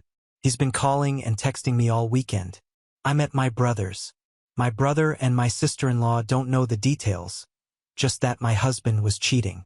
This morning my husband came knocking. He begged for an audience and asked my brother to let him speak to me. My brother asked me if I wanted him to kick my husband out, but I told him that now I wasn't in total shock anymore. Maybe I should just hear him out. My brother, Sil, and my baby nephew left for brunch. My husband looked like he has been crying the whole weekend and wanted to hug me. I told him to stay on his side of the kitchen island and not to come nearer or I would scream. He started first with a half apology and later explained why he was cheating on me. I never made an effort for him. I'm always wearing comfortable underwear and never the sexy type. That's a turnoff for him. He felt like I didn't really care. I was stunned and didn't understand what he meant. Why didn't you tell me this? Why not try to buy sexy lingerie as many men do for their wives? He said he didn't want to offend me by suggesting that my underwear was dull and a turn-off. So it was basically my fault that you cheated? He didn't say no, just looked at me crying his eyes out. I tried to remember what the girl was wearing. I couldn't remember because my eyes went blurry the second I saw them. He asked me what I wanted to do that we could fix this. He asked me if I wanted to know more about the woman in my bed. She meant nothing. I interrupted him immediately and told him that I was good. Then to get him out, I told him I needed time to think even though I already made up my mind. I just didn't want him to stay longer to try to talk and argue and cry more. He has left now. I don't know what to feel. I never knew underwear was this big of a deal in relationships. I love cotton, neutral colors, mostly CK basic.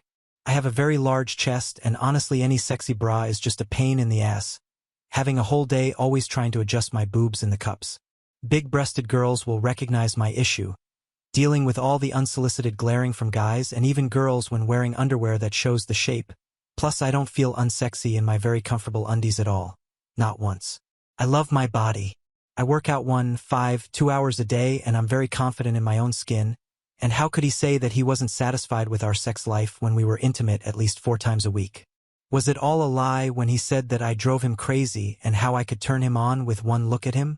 I will never understand men. He gave me a false sense of confidence, and why did I catch them now? Couldn't I just do it 2 months ago? Now I need to find lawyers and start a effing process that will take 2 years of my life at least. UK really effing you. I hope you get by karma wearing a sexy red lace G-string. Update 1. My husband blamed his cheating on me because of my underwear.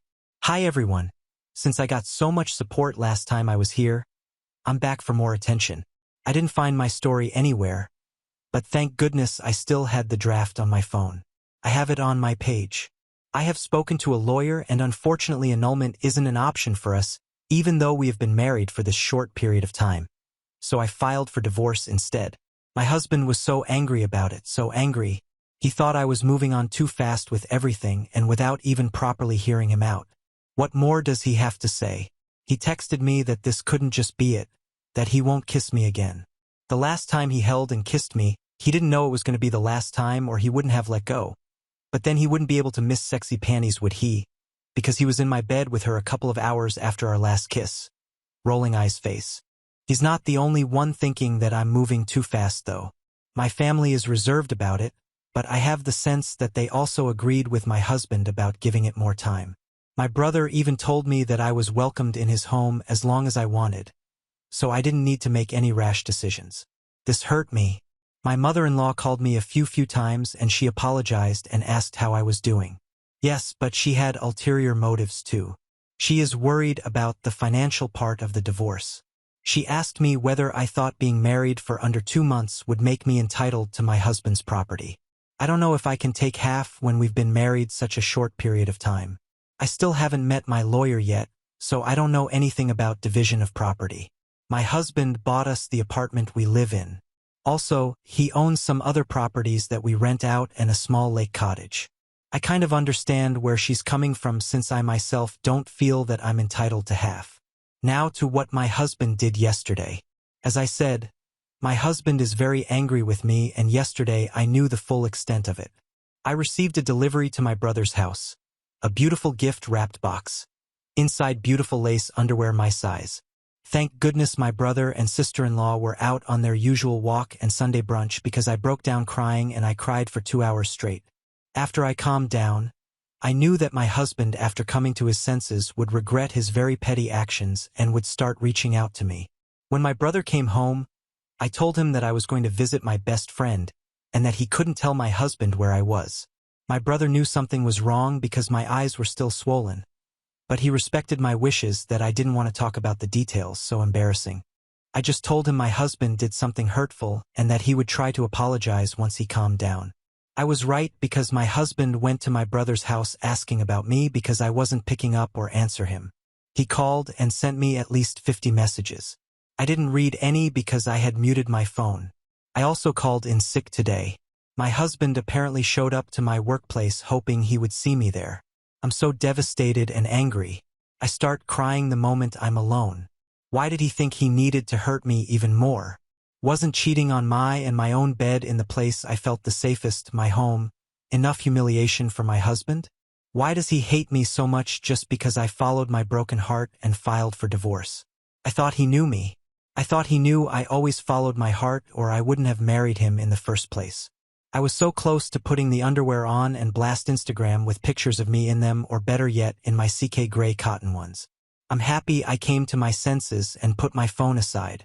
Is the pain I'm feeling ever going to go away? Okay, I did something petty.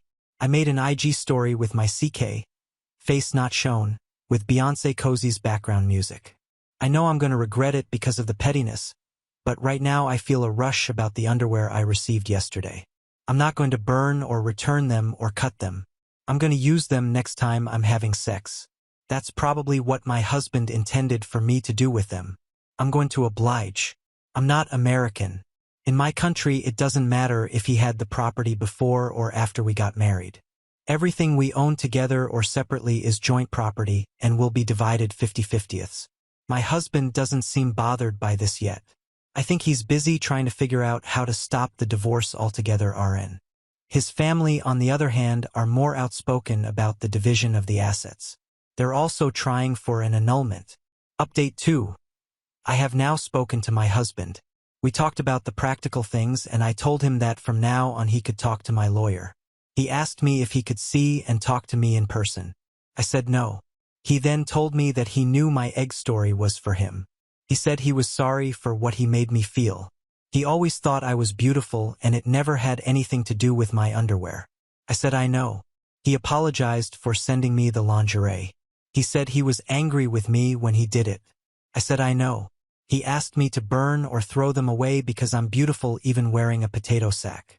I told him that I was going to use them the next time I have sex and I will remember him and thank him for the confidence boost. He went silent for a few moments and then said I deserve this. I guess I have cried since this morning.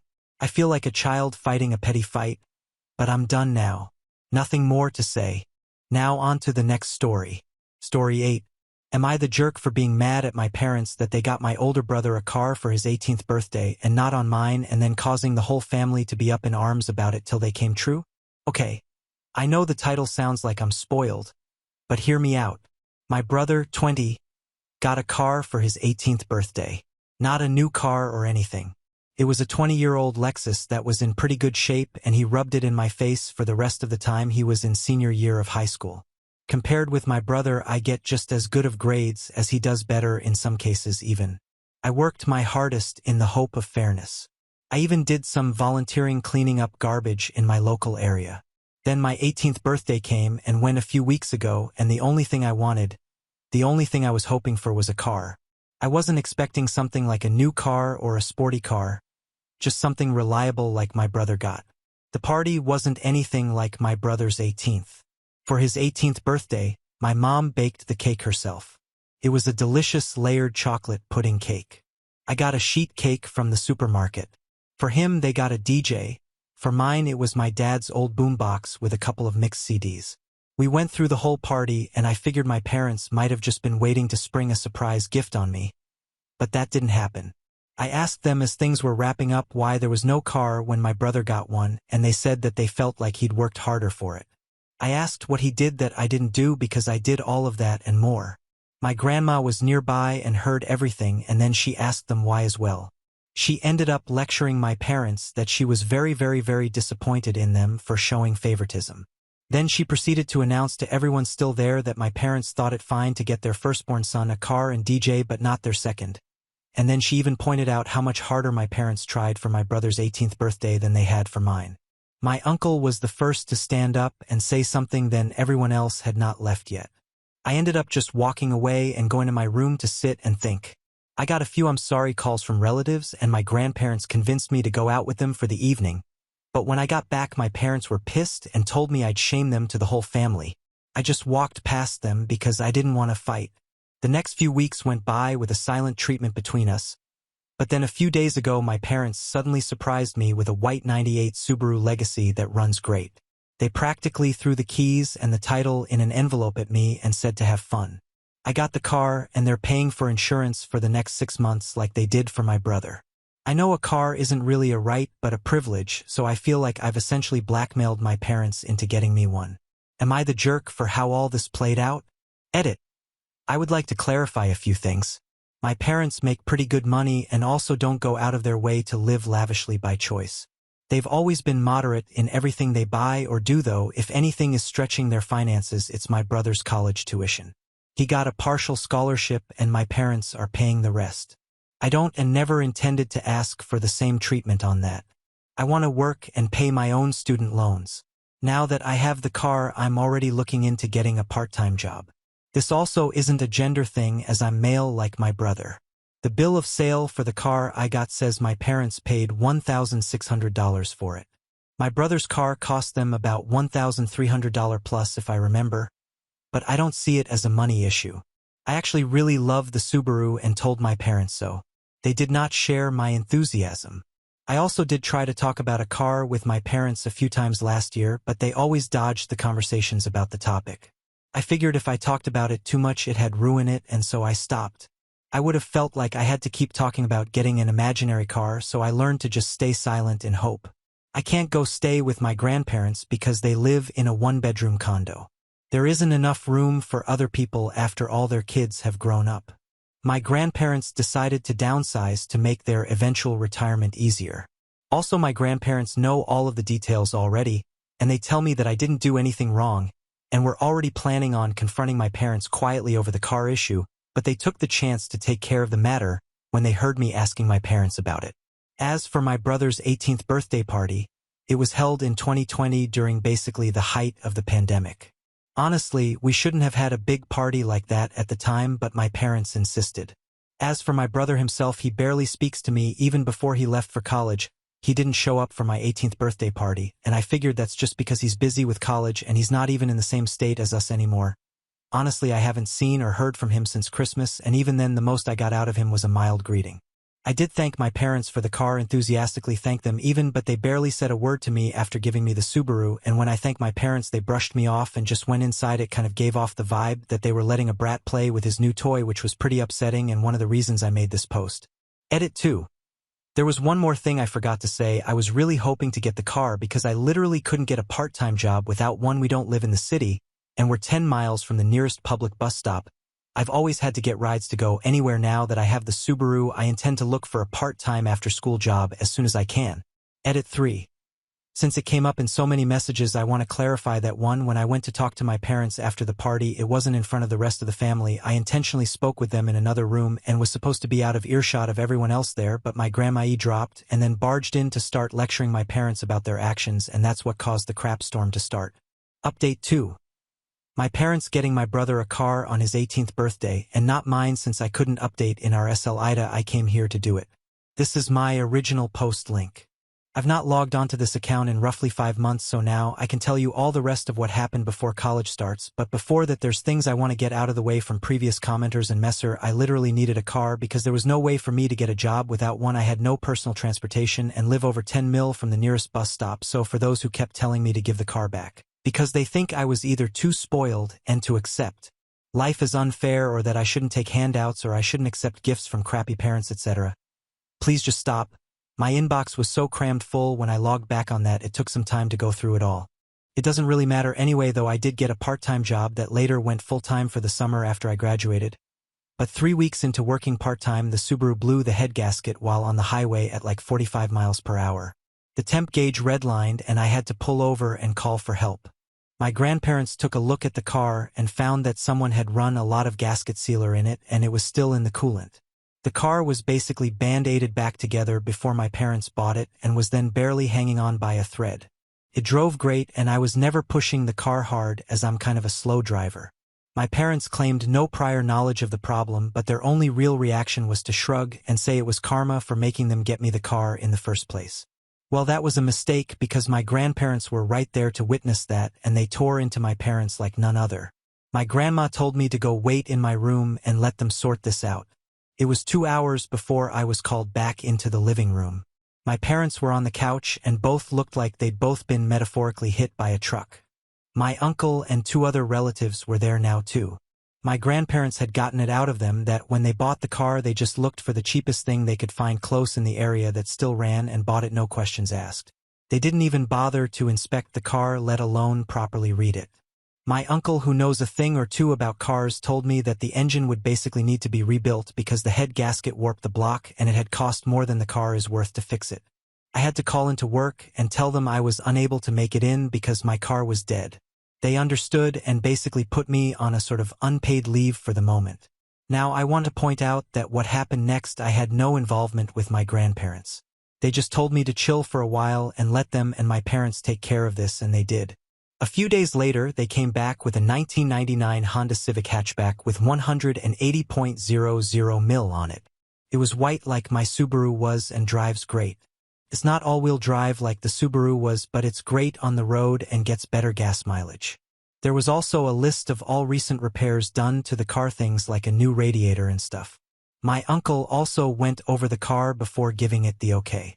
I thanked everyone profusely. My parents thought they had all the elation of Ben Stein on Valium. They said very little and just walked away. There wasn't even that vibe they had last time of acting like they were giving a new toy to a brat. If I could put it into words, the way they acted was just pure defeat. The Subaru got resold later for $400 since that was the best we could get for it with the blown head gasket, and that money was put into my savings. That's only one half of what happened though. You see, when I said I did better in school than my brother, I wasn't kidding. My brother got a 30% scholarship after he finished high school. Well, I got a 50% one, not at the same college of course, but at one comparably good that was also closer. To say my parents were shocked as an understatement. Of course, they just both looked unhappy as soon as the shock wore off. I decided it wouldn't be a good idea to poke the bear by asking them about it, but my grandma thought otherwise and poked that bear, and I mean really poked it. First she asked if my parents were happy for me, and they claimed they were but really didn't show in their attitudes, so my grandparents finally asked what their problem was and why they disliked me.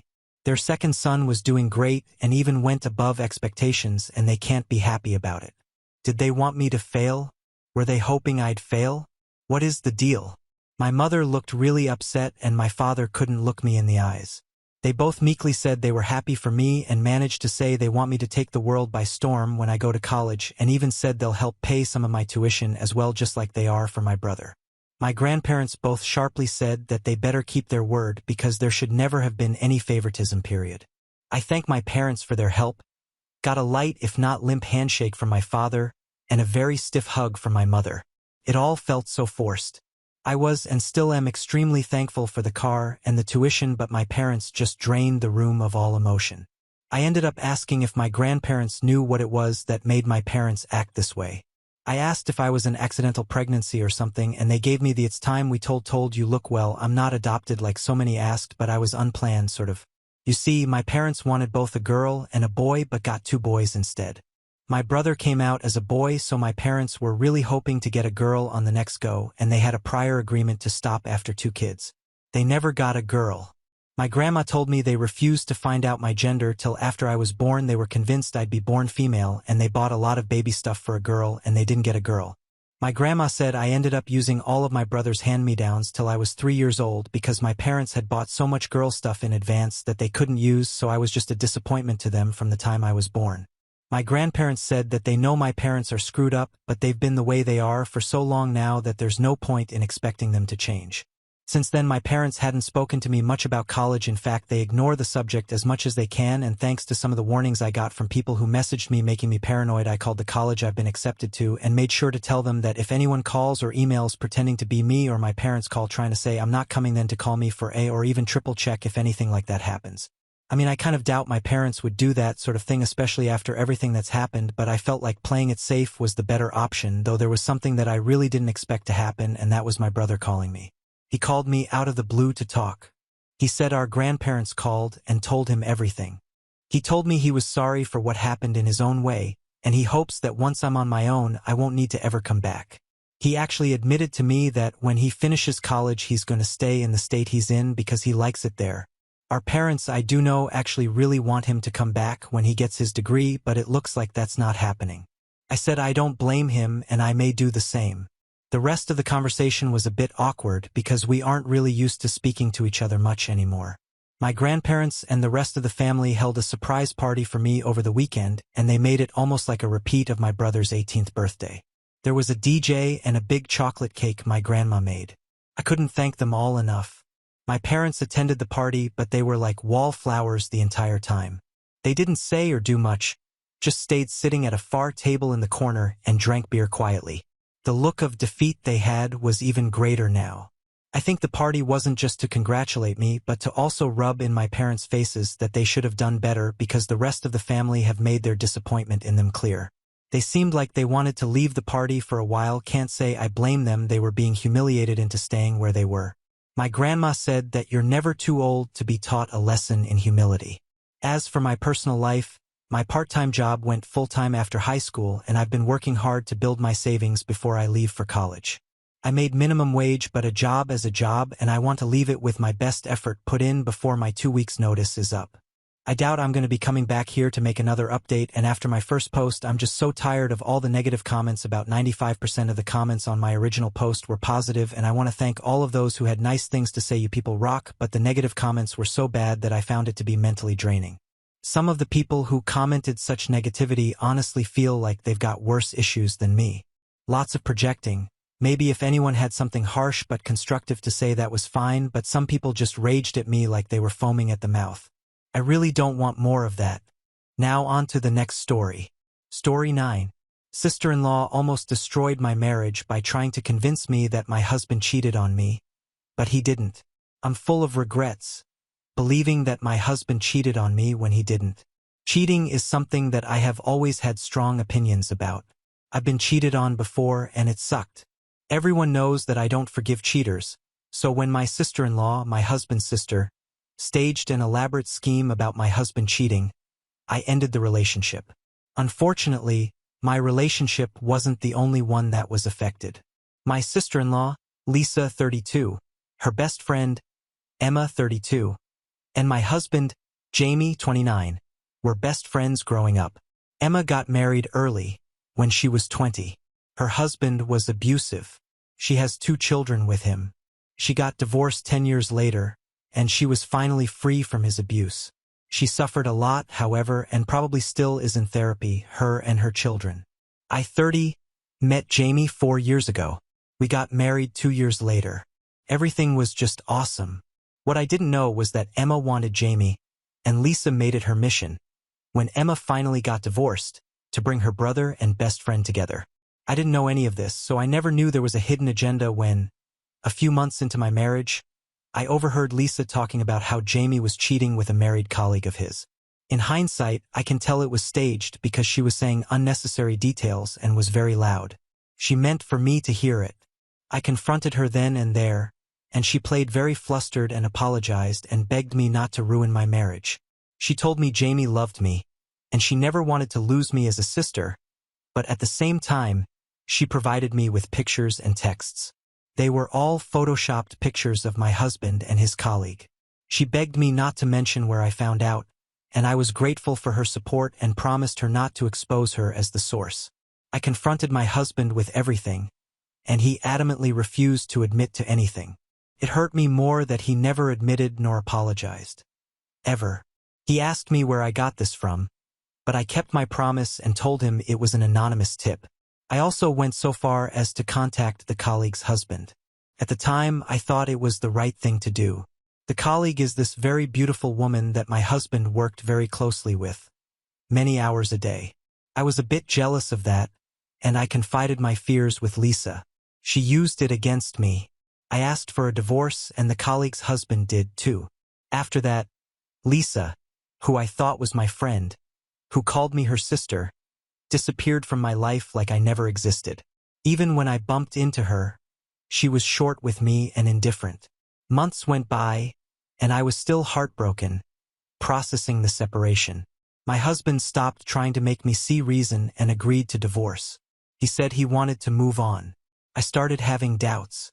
Why is Lisa doing this now? She was my friend and one of the best for me, yet now she didn't even answer my text. I follow both her and Emma on Insta, and I started seeing how Emma and my husband gradually started hanging out at least once a week. Emma or Lisa shared stories about my husband with Emma and her children. What I did next is very questionable, and yet I don't regret it at all. I was desperate, and I needed the truth. I was still very good friends with Lisa's on-again, off-again boyfriend Mike's sister. I told her my doubts and everything. I told her that Lisa was my source, that my husband was cheating, and that I'm starting to doubt everything, and that I needed their help to unearth the truth. Mike was easier to persuade to help me than I expected. He had Lisa's passcodes, and he went through her messages with Emma, and there was everything. They had plotted. They used my idiocy and insecurity and made me throw away the best thing that has ever happened to me. He sent me all the proof I needed, even the original photos they used to Photoshop my husband with his colleague. My world was turned upside down again, and I went down a deeper depression. I stayed in bed, called in sick for 2 weeks. I have not only ruined my life, but also another family. I don't know why I'm writing here, if I want advice or just a vent. I don't blame anyone but my stupidity for ruining my marriage. I should have trusted my husband and the love he showed me.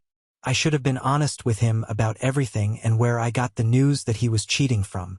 I should have not hurt the colleague and her family just because I thought her beautiful. She has since quit her job and moved, but I still had her husband's contact information. I had to at least apologize. We met and I told him everything. He was so angry with me. He was crying and yelling at me, and all I could think was that I deserved every insult he threw my way. I found the colleague on Instagram and DM'd her everything in a long apology. She didn't answer me. I don't know if I should tell my husband, too. I know I don't deserve him at all, and I know that he doesn't want me anymore, but maybe he should just know what Emma is doing and what she's capable of doing. He deserves to know the truth. Maybe I could start with reassuring him that I'm not trying to win him back. I'm just trying to help him understand and apologize. I need to apologize for everything. I don't know. Update 1. Hi, I have an update now. Thank you for being so supportive. I honestly didn't expect that, given how long and boring my story was. I remember being so desperate and wanting to tell everything from the beginning and put it out there, maybe to try and make excuses for myself and for what I did. I appreciate that you wanted to help. I decided not to meet up with Jamie. Every time I tried to text him and ask for a meeting, I panicked. That wasn't a good sign at all. I wanted him to know everything in detail, and I tend to be all over the place when I'm panicking, so I decided to email him instead. I made a lot of drafts, cross-checked all the information, and waited a whole day before sending. adding some details here and there that I've forgotten to include. I sent him all the manipulated pictures and the originals, every screenshot Mike sent me from Lisa and Emma's conversations. I made it clear, however, that I wasn't trying to manipulate him to take me back because I knew that what I did was unforgivable, but that I wanted to warn him about who he's dealing with. I told him that I'd been watching Emma and Lisa, and I've seen that he was getting cozier with Emma. I wanted him to know all the facts if he was dating her. This took all my energy to write. Just the thought of him dating Emma, I can't. I texted him that I've sent him an important email. He didn't answer me. On Wednesday, when I came back from work, Lisa, Emma, and Emma's 2 children were waiting for me outside of my building. When I let them in, stupid me, Lisa started yelling and threatening me. She told me to call and tell Jamie and Mike that I have made all of this up because I'm a pathetic loser. She told me I didn't want her as an enemy because she would make my life sour. Believe me, you don't want me to make destroying your already miserable life my mission. Emma just smiled the whole time. She later said that my husband always had a crush on her and that he wouldn't believe my nonsense because he could finally be with her. The thing is, it felt like Lisa was angrier that Mike knew what she did rather than her brother, and she really was annoyed about Emma and told her to shut up all the time. I couldn't get them out of my apartment, so I just left and called Jamie. I told him that they were at my place and that I couldn't get them out. 15 minutes later, I saw them leave. Jamie texted then that he wanted to come over if I was all right with it. Yes. He told me that he was very hurt that I would doubt him like this and believe rumors. I told him everything again without panicking. I told him that I loved and trusted Lisa. She was like my sister, and I asked him to put himself in my shoes, and if he happened to hear Lisa talk about me being unfaithful, would he have any doubts in his loving sister's intentions? He stayed the night and left the next morning. We have been texting several times a day and talking on the phone and FaceTime every night since. He says that he loves me but that he doesn't know what to do. He is very hurt by his sister and Emma, of course, but even by me. He hasn't talked about canceling the divorce process yet. I will just have to wait, and that's understandable. I've turned his life upside down twice in such a short period. On a happier note, my husband's colleague and her husband are back together. My husband met with them and apologized. I've already told them everything, but my husband felt the need to apologize personally. Mike has ended it with Lisa. Lisa and Emma's relationship is very strained. Both have blocked me, of course, but apparently, Lisa is blaming Emma for Mike leaving her, and Emma has tried to throw Lisa under the bus by telling Jamie she was innocent in all of this. I really hope my husband forgives me, and I promise that I will make it up to him and love him forever. Now on to the next story. Story 10. I broke up with my fiancé after his hateful rant and false accusations. I, 23F, my fiancé, 25M, met in college and decided not to get married until we graduated to focus on our studies. We have been dating for 4 years. He proposed to me during his last semester of his master's program, and he is studying to become a teacher. I graduated with my bachelor's not too long ago, but his graduation party is showing a side of him that I believe to be a deal-breaker. His graduation party will be held at his father's, who has a pretty big backyard, and many of the people from our wedding will be going. However, unlike our wedding invitation list, he said he didn't want to invite Jason, fake name, and his parents because he recently came out as gay, and that led to a conversation. Jason and his parents were invited to our wedding, so that made me ask why he didn't want them at the graduation. He said that the wedding was a us thing and that he was willing to compromise because it was our wedding, but when it came to the graduation, he said it was thing because he was the one who graduated, so he didn't have to compromise because he did the schoolwork. When I asked what he meant by compromise, he said he'd tolerate Jason at our wedding because that's what couples do, but the graduation was about him. When I asked if he'd support potential future children that came out, he said he tolerated it for me, although he disagreed with it. It is my fault for not asking that question earlier before we became engaged, but he made his stance clear. He said he'd be more distant to a child that turned out to be gay and would probably let me do more of the parenting if so. He's always been a gentleman and amazing to me, but he grew up religious. His parents were Christians, although he said he's not anymore. I don't think we have a future after he said he would distance himself from a child who came out and leave it to me, and I just want to ask how to tell him. So, I'm thinking another conversation like we had, but I want to ask for the best way to go about it. What would be the best way to tell him that I don't think we have a future together, given his stance? Date 1. A lot of people suggested talking to my fiancé in an open space or my parents' home about my deal breaker, but I wasn't able to do my parents' home. Although I got to talk to them, they agreed with my reasoning. They said they were disturbed by how easily he admitted he would distance himself from a potentially gay child, and that it was a good thing it came out before the wedding. I also got a lot of people calling me out for not broaching the topic of gay children or how he felt about LGBTQ in the years we dated, and that's on me for never thinking to bring it up. Going forward, it will be something I ask early on before getting emotionally invested in a relationship. Because I couldn't speak to him at my parents' place, we ended up talking at a place we went for lunch, and I told him that I couldn't go forward in the relationship because he repeatedly said he wouldn't accept any children who came out. But when I said that, he didn't try to take it back and said that he was willing to compromise for me. He said it was better than pretending to agree with coming out and that he was being honest, but I told him I was done because of his beliefs and he didn't take it well. He took it fine at the restaurant and finished lunch without saying much else, and he kept saying I was overreacting and that he couldn't believe I wanted to end the relationship over him wanting to compromise. My parents have been helping me with canceling the wedding, but he took his spite online. He made a Facebook rant a few days after that, doubling down on a lot of the things he said, and he said he made it to explain his side of things. He said that I was breaking up with him despite him being honest about his willingness to compromise and not hiding it like many couples internalize things. He also said our country was changing things that were always wrong, such as gay rights, and he said that people were trying to shove gay rights down everyone's throats. He also said that you can't say anything these days because of cancel culture and Me Too catering to sensitive people. And he said that the value of education was dropping because people were becoming more stupid. He also said that that was why he wanted to become a teacher because there weren't enough good ones, and those were just a few of the things in his rant. He also said that Me Too enabled people from the consequences of their behavior when they should instead look at themselves in the mirror and how they dress too. He never said anything about Me Too during the duration of our relationship or anything that outspoken about gay rights until his graduation planning, and it was honestly surprising to read what he wrote. As I said above, I will be asking these questions at the start of dating going forward. Lastly, some people suggested reporting my ex-fiancé to the school in my previous post because they said he could be harmful to gay students, and I especially agree after the post he made. I did receive a lot of hateful DMs from people who agreed with my ex and said that I'd be wrong to contact the school. Some even accused me of considering canceling him in DMs and a few comments on my last post, but I don't see it as that.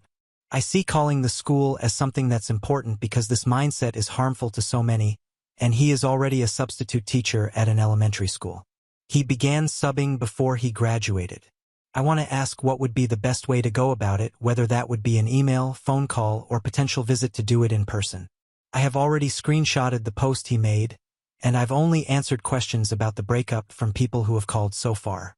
My parents are helping me with some people who have called them too, but that is my last update. Update 2. I didn't really plan to make another post, but I received a lot more DMs after my update was shared in r/r of Redditor updates that made me want to come back. And I read through many of the comments there, too, which made me want to address something to those who called me out for not seeing any signs of his homophobia earlier. You're absolutely right. I just assumed the best and never thought to question it, but I will now ask the tough questions going forward, at the beginning of future relationships, such as political stances, along with opinions on race and gender, and that should help prevent time from being wasted on people similar to my ex. I just assumed the best because we have another friend who is trans and was always cool with him, and my ex used to like the posts that he made when he came out some years back. He also liked a post that he shared at a Pride walk, so there was that, too. Going forward, I won't assume anymore because at the end of the day, a like really doesn't mean anything. I sent an email with an attachment of his now deleted Facebook rant to a few places. The school he subs at / was subbing at before he graduated and the school district, along with the County Office of Education where we live, thanks to advice provided by a commenter who I DM'd for more advice. I also told people I knew about why we were breaking up and showed them the post, and that did most of the talking for me. I broke up with my ex before contacting the school, and I decided on a text because we didn't live together and also had my dad return the ring to his parents' home, where he gave it to his mom and had minimum interaction. I was too scared, cowardly, to do it myself, so I took them on their offer to drop it off for me. In the text, I told him that I couldn't marry him due to his homophobic comments and opinion, along with telling him that my parents would drop off the ring so that it was in writing, and I blocked him after sending. He didn't have any belongings at my place, but he's been livid about the way I handled it, and I'll admit that I was afraid to do it face-to-face because I was a coward, but he took to Facebook again.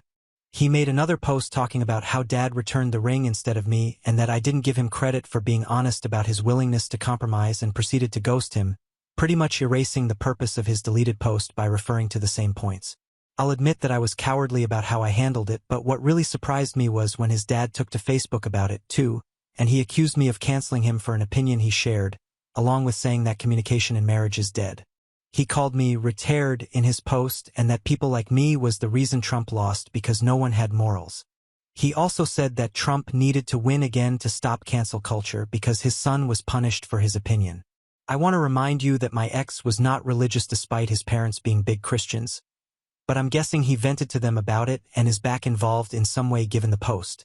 The last thing I'll say is this, and I kept it to the end because I'm not looking for advice, as I'm only taking it from a lawyer on this matter, that my parents have helped me contact. My ex called my job and apparently told them that I had CP and that was why he left, and I don't know where he pulled it out of his ass from. I don't know if he talked about the emails I sent to the district involving his post, but my dad seems to think that it might be retaliation, although he's not sure because it's only been a few weeks. He thinks it could be retaliation for my letter to the district or for ghosting him, but we're looking into a lawyer as I was recently made aware of the accusation at my job when I was talked to, and that is where my focus lies. I'm not going to make any future posts because I've still received a lot of hateful DMs telling me that I was wrong to report him to the school, but I stand with my decision to do so. I really appreciate the advice I received and hope that at the least, telling the school will have done some good. Someone also suggested looking into LGBTQ things to support and give energy, too, and I'll look into that once I'm past this job situation. Update 3. I said that last time was going to be my last post, but I really mean it with this one. Before I get into why, though, I just want to say again that I'm sorry for not seeing his homophobia earlier. Many people have cursed at me in DMs asking how 4 years of dating never showed it, and I thought I apologized in my last post, but I kept getting those messages, so I just want to say again that I'm sorry and that going forward, I'll ask for political and other beliefs on the first date to not waste time with potentially hateful people. I'm just tired of being yelled at about it, and there have been some supportive comments too, but the majority of them are either calling me out for not seeing it or for wrongfully canceling him and agreeing with many of the points his father made in his Facebook rant. If the news was on TV as we were doing something/eating, my ex didn't voice his homophobia then, as many asked, and when we talked about kids, it was wrong of me to not ask what he'd think if they came out. Lesson learned for next time. As previously mentioned, we also had a friend who came out and he's very close to them and accepting, but with that out of the way, I'll get to why this is my last post. Aside from the majority of hateful DMs, my ex's dad hasn't stopped posting about me on Facebook, and it's all pretty much the same cancel culture rant from last time and calling me a leftist, among other things. I have also received a number of social media DMs spouting similar hate to the DMs I received on Reddit, and I directly blame him and his dad for this.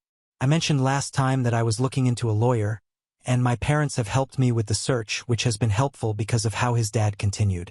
His dad posted my socials and home address to one of his Facebook posts, thus why I deleted my Instagram, and he said that he was going to cancel me back, too. Another reason I contacted a lawyer was because I received a threatening DM, but that's the most I'm going to go into specifics. I only received one of those, but it was enough to make me and my parents want to be on the safer side, and that's another reason why I'm done making these posts, because I want this whole thing to be over soon. I really appreciate the supportive DMs I received in the midst of the hateful ones, and I also appreciate the majority of supportive comments from Bu that was sent to me by someone in a DM too.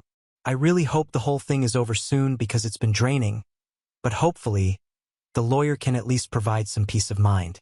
Update 4. I'm going to update the bottom of my post instead of a new one because of the sensitivity of what's happened the past few months. The past few months have been really tough, and the encouragement I've gotten from reading my story on Bu has helped more than I can express. Everyone there has been really supportive, so much so that I reread the comments for reassurance when I feel down sometimes. When I broke up with him and told the school about him, I didn't know the next few months would be so tough, so I need to vent to get it out, because things have been stressful. When I mentioned how my ex's father has been posting about me on Facebook in my previous posts, He posted my home address and a link to my socials in one of his rants where he said he'd cancel me back for canceling his son, and that led to me, among other things, looking into a lawyer. However, I also moved back into my parents for a few reasons. Since my last post, someone slashed my tires in front of my home at night, and to this day I don't know who. I have no proof that it's connected to him putting my address on Facebook, but I think it could have been. I also made a police report, but they didn't find who did it. I also mentioned in my last post that I was getting threats without going into specifics, but to be honest, some of them were death threats that gave me lots of anxiety. I'm guessing they could be from some of my ex's friends or his father's, but I also received a lot of messages on my socials since his Facebook post where he linked my socials that led to me deleting my socials, many cursing me out and calling me woke, among other things. My Reddit posts were also picked up by numerous TikTok accounts that share Reddit stories with a video game playing in the background, and I was recently made aware of 3 of them that seemed to garner some attention, one with 80K views and a couple hundred comments, another with 20K, and a fair bit of the comments were supportive of my ex that also directed traffic back to my Reddit post that led to a few more hateful DMs since my last update, along with a fair bit of supportive ones too, so that was another wave of messages to go through. I have no quarrel with the videos themselves because many comments were supportive too, and the channels share other Reddit stories too. The fact that some commented in agreement with my ex doesn't make the video bad either, but was just a realization of homophobia. Some comments made fun of Jason for coming out, while others said my ex was right to uninvited him. It's just been a lot, and I came back to get it off my chest. I know I'll get more hateful comments after updating, but I also want to say I don't regret what I did. My exit is homophobia. We had friends who came out who he supported, and he came to pride marches with them too, as many commented. The mask came off eventually in regards to the CP accusations from my ex, child pornography. For those who were confused in the comments in my previous post where I didn't indicate, my parents helped hire a lawyer, but I won't go into specifics on that. All I'll say is that we're taking it seriously and are taking legal action against it. If anything comes from it, I'll share it in an update. The tire slashing and threats also did a number on my mental health, but it showed me some things too. The DMs also showed me just how ruthless people are. Strangers who would never say such things to my face. I'm considering moving out of state, but I'm current with my parents for safety reasons now. I especially appreciate reading the supportive comments and DMs that aren't hateful because they really help, and I'm also with a therapist, but progress hasn't been great yet. There's a lot of mental health stuff I don't feel comfortable going into specifics about. It's been a lot of craziness, but I hope it calms down with time. Now on to the next story. Story 11. Dad showed up at my door with toys for imaginary grandkids. Now I'm alone at his hospital bed due to a brain injury. The only one who seems to care if he lives or dies. Long-time lurker, first-time posting. I am coming to you, the brains of Reddit, that always finds some angle I never considered because my dad did something so wild yesterday and I am spinning myself in circles about it. I'm trying to settle on an answer but nothing really adds up. I'll break it down as thoroughly as I can, but my family has enough drama that it could fill 10 novels, so I'll be very to the point about it. So I will reiterate again that I do not have any kids and I'm not married. I have never been married, never even moved in with a man. Here are the people I can think of that might be involved in this somehow. I have one brother, 27M, and one sister, 22F. Brother is in a long-term relationship with a nice woman, but they're both not interested in kids right now. Sister still lives at our mom's house. No kids, no long-term partner. My parents are divorced and my mom remarried. Dad stayed single. He lives with my uncle, 40M, and uncle's wife, 40F. Stepdad is fine. They got married after I was out of the house. Sister reports that they're normal and beige together. He has no kids and has never met my dad anyways, so his family can be removed from the equation. Here's what happened. I have a shitty low-rent apartment about 45 minutes away from my dad's house. It's on the 3rd floor and you have to walk into the apartment building and up flights of stairs to reach my door. Yesterday around 6 p.m., my dad knocks on my apartment door. I wasn't expecting him, so when I answered I was confused but pleasantly surprised. I greeted him normally and he gave me a side hug because he had a few toy boxes in his hands like Fisher-Price toys for really young kids, even babies, I didn't say anything about them because I had no reason to assume they were for me, like I just didn't even register them in my brain. He looked totally normal. He wasn't breathing weird, wasn't sweaty, his pupils weren't huge. Nothing was off with him visually. When we hugged, I didn't smell anything weird. No alcohol or smoke or anything. But my face wasn't too close to him. I said I was happy he dropped by. But why is he here? He said he was in the area shopping when saw these toys, which he then held up for me proudly and wanted to give them to the girls. I said who, and he gave me two names I didn't recognize. I remember my brain sorting through the Rolodex of everyone I've ever met in our family Terminator style, and nobody matched. As I'm standing there trying to match the names to any kids I knew of, he peeks over my shoulder into the apartment and asks if the kids are here or if they're with Mike again. Who is that? Apparently it's my husband. I must have been radiating confusion since now my dad is looking just as confused as I am, but still keeping up a good mood kind of vibe. I tell him I am not married and have no kids. At first he insisted I did, and when I reiterated that, he just kind of shook his head. At this point I'm getting really concerned. Is my dad lost? Confused? Is he having some kind of breakdown? I ask my dad if he knows where he is. He starts to get frustrated really quickly and confirms that yes, he knows where he is and who I am. I start to ask him questions that I've seen in movies like, do you know what time it is or the year, and he just gets more and more angry. He starts shouting at me right in my face, yelling, "You think this is funny, and are you trying to make me look stupid?" There's bubbles of spit in the corners of his mouth. He went from 0 to 100 so fast it genuinely kind of scared me, and I just retreated a bit into my apartment. When I backed away, he took it as a personal offense and started screaming, "Oh, now you're scared of me, guess I'll just off then." He storms off, literally stomping his feet like a child down the hallway. I thought about chasing him, but he was so irate that I didn't think it was a smart move. Whole interaction was less than 5 minutes. I closed my door and immediately start making phone calls. Called my mom, uncle, and siblings. Nobody has any idea what just happened. I did ask my mom and sister if I was the crazy one and did have children I just forgot about. They confirmed I certainly didn't. Uncle says that Dad left the house around 4 p.m. to run errands in my area, so that part was true. I told him what happened and he said he'd try to figure out what's going on and would call with updates. It's tomorrow morning and I haven't heard anything back. I spent all night trying to figure this out. Here are my theories. 1. He has another kid somewhere that none of us know about, and that kid is married with 2 kids. But if that's true, why my apartment? Did he confuse me with his other hidden kid? He confirmed he knew where he was, so I'm not sure. Did he drive here on autopilot? He'd have to get out of his car and walk all the way up here though, which should have been enough time to snap out of it. The anger might have come from him realizing what he'd done and panicking, but it would have been so easy to make up a lie about what happened. 2. He had some kind of mental breakdown. This was my first thought, but he looked and acted so normal. He drove out here and went to a store and purchased items without issue, so he must have been in decently sound mind to do that. Maybe he was somewhere else in his mind. I considered the idea that he was maybe in the past and thought I was someone else, but again he confirmed where he was and who I was, and I didn't recognize any of the names as anyone in our family. 3. He did this on purpose for some reason. I have no idea why he would do this. Drama, our whole family loves to stir the pot, but this is extreme and makes him look bad, which is out of character. If he were to manufacture drama, he'd want to make him look good, so this would be a drastic switch in his dramatics. Maybe sympathy? Maybe he's going to play this up as some kind of stress breakdown. As far as I know, his job doesn't squeeze him too much. He's had the same position for years and was pretty happy with it. The most he complained about was having to work overtime every once in a while.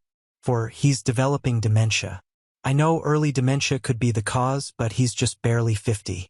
Yeah, he's getting older, but not that old, and he's never shown any signs of cognitive failure up until this exact point. This is a huge escalation from nothing. If anyone else has any idea what is happening here, please share. Uncle has yet to call me back, and my siblings can't get through to my dad's phone. I think it's dead. I left a voicemail and texts on my uncle's line, but who knows if he's seen them. I don't have any authority in his life. The only one that does is my brother, and he lives in another state, so it's not like he can help much. What happened to my dad?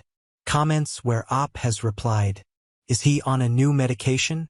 I don't think my dad has started any new medication, but he might have and just didn't tell me.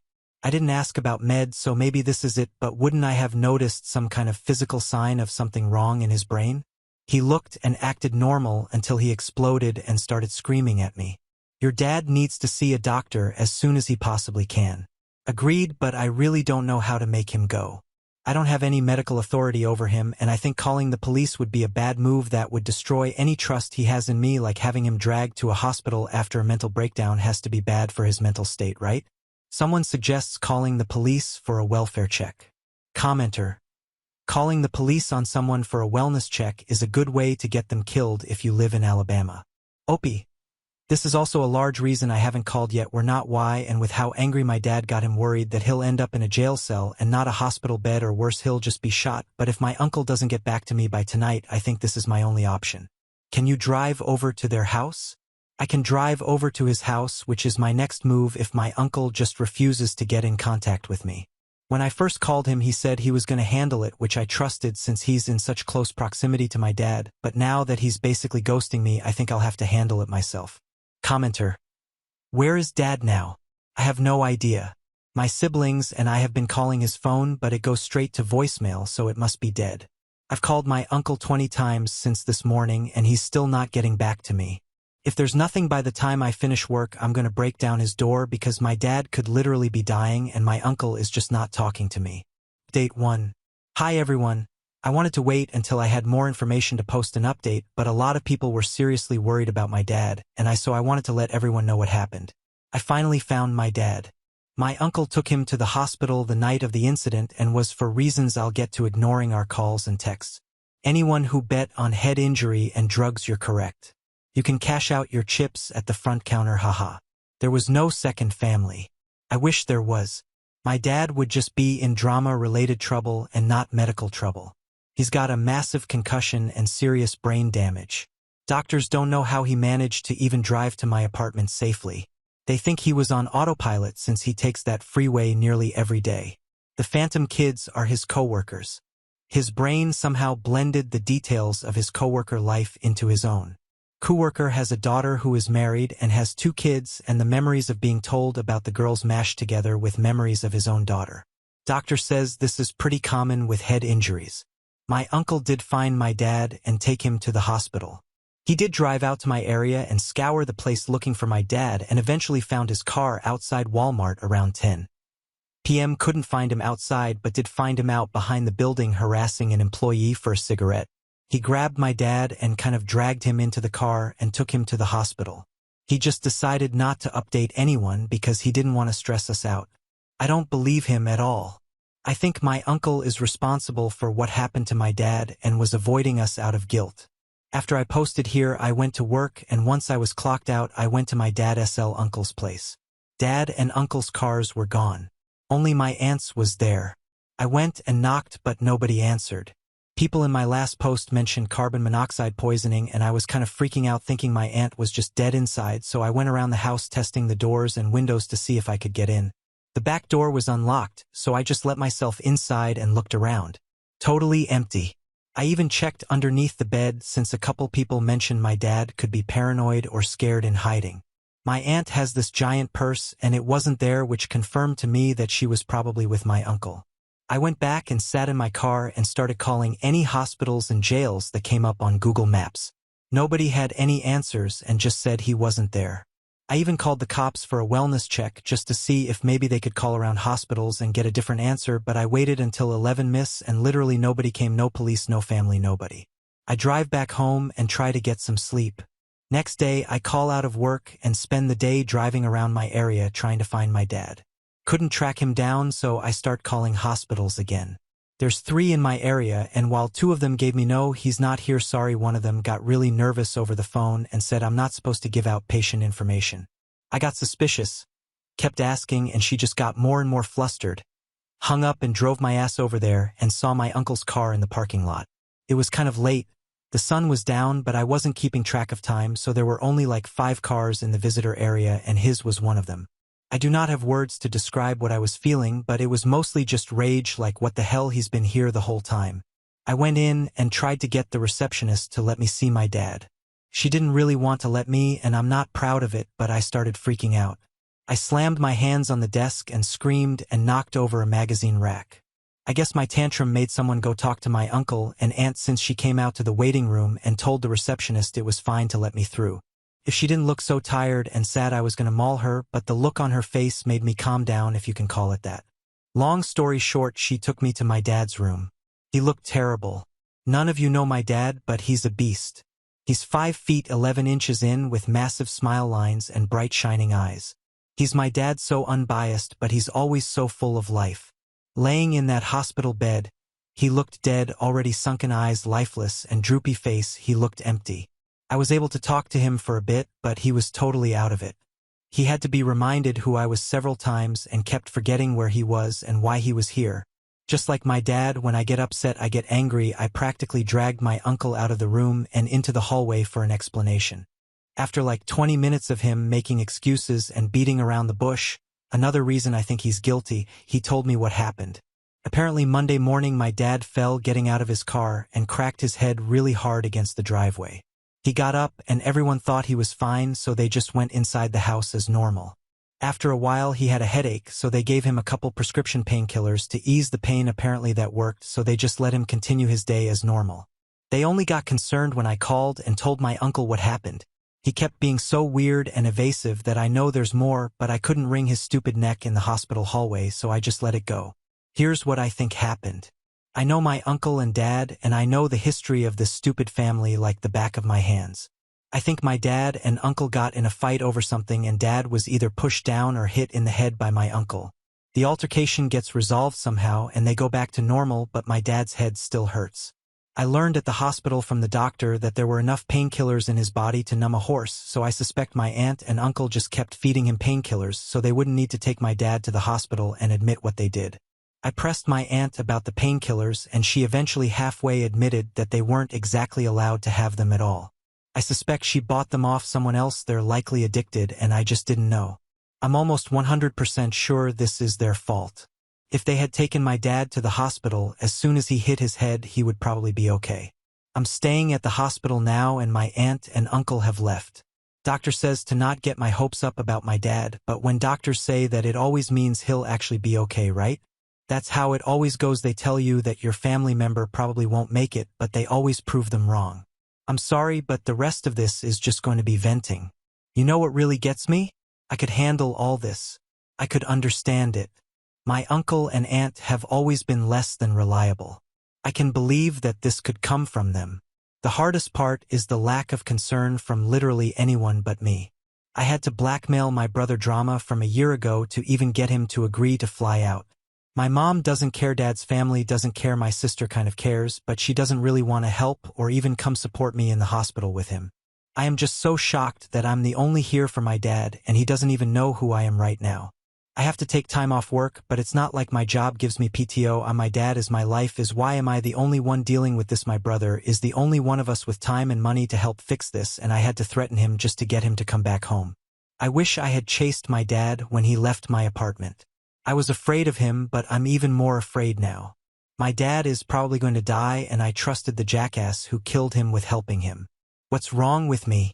What's wrong with everyone? Why doesn't anyone give shit about my dad? Why doesn't anyone give a shit about me? I could have been a better daughter to him. I could have visited more, called more, and involved him in things more. I could have chased him when he left my apartment.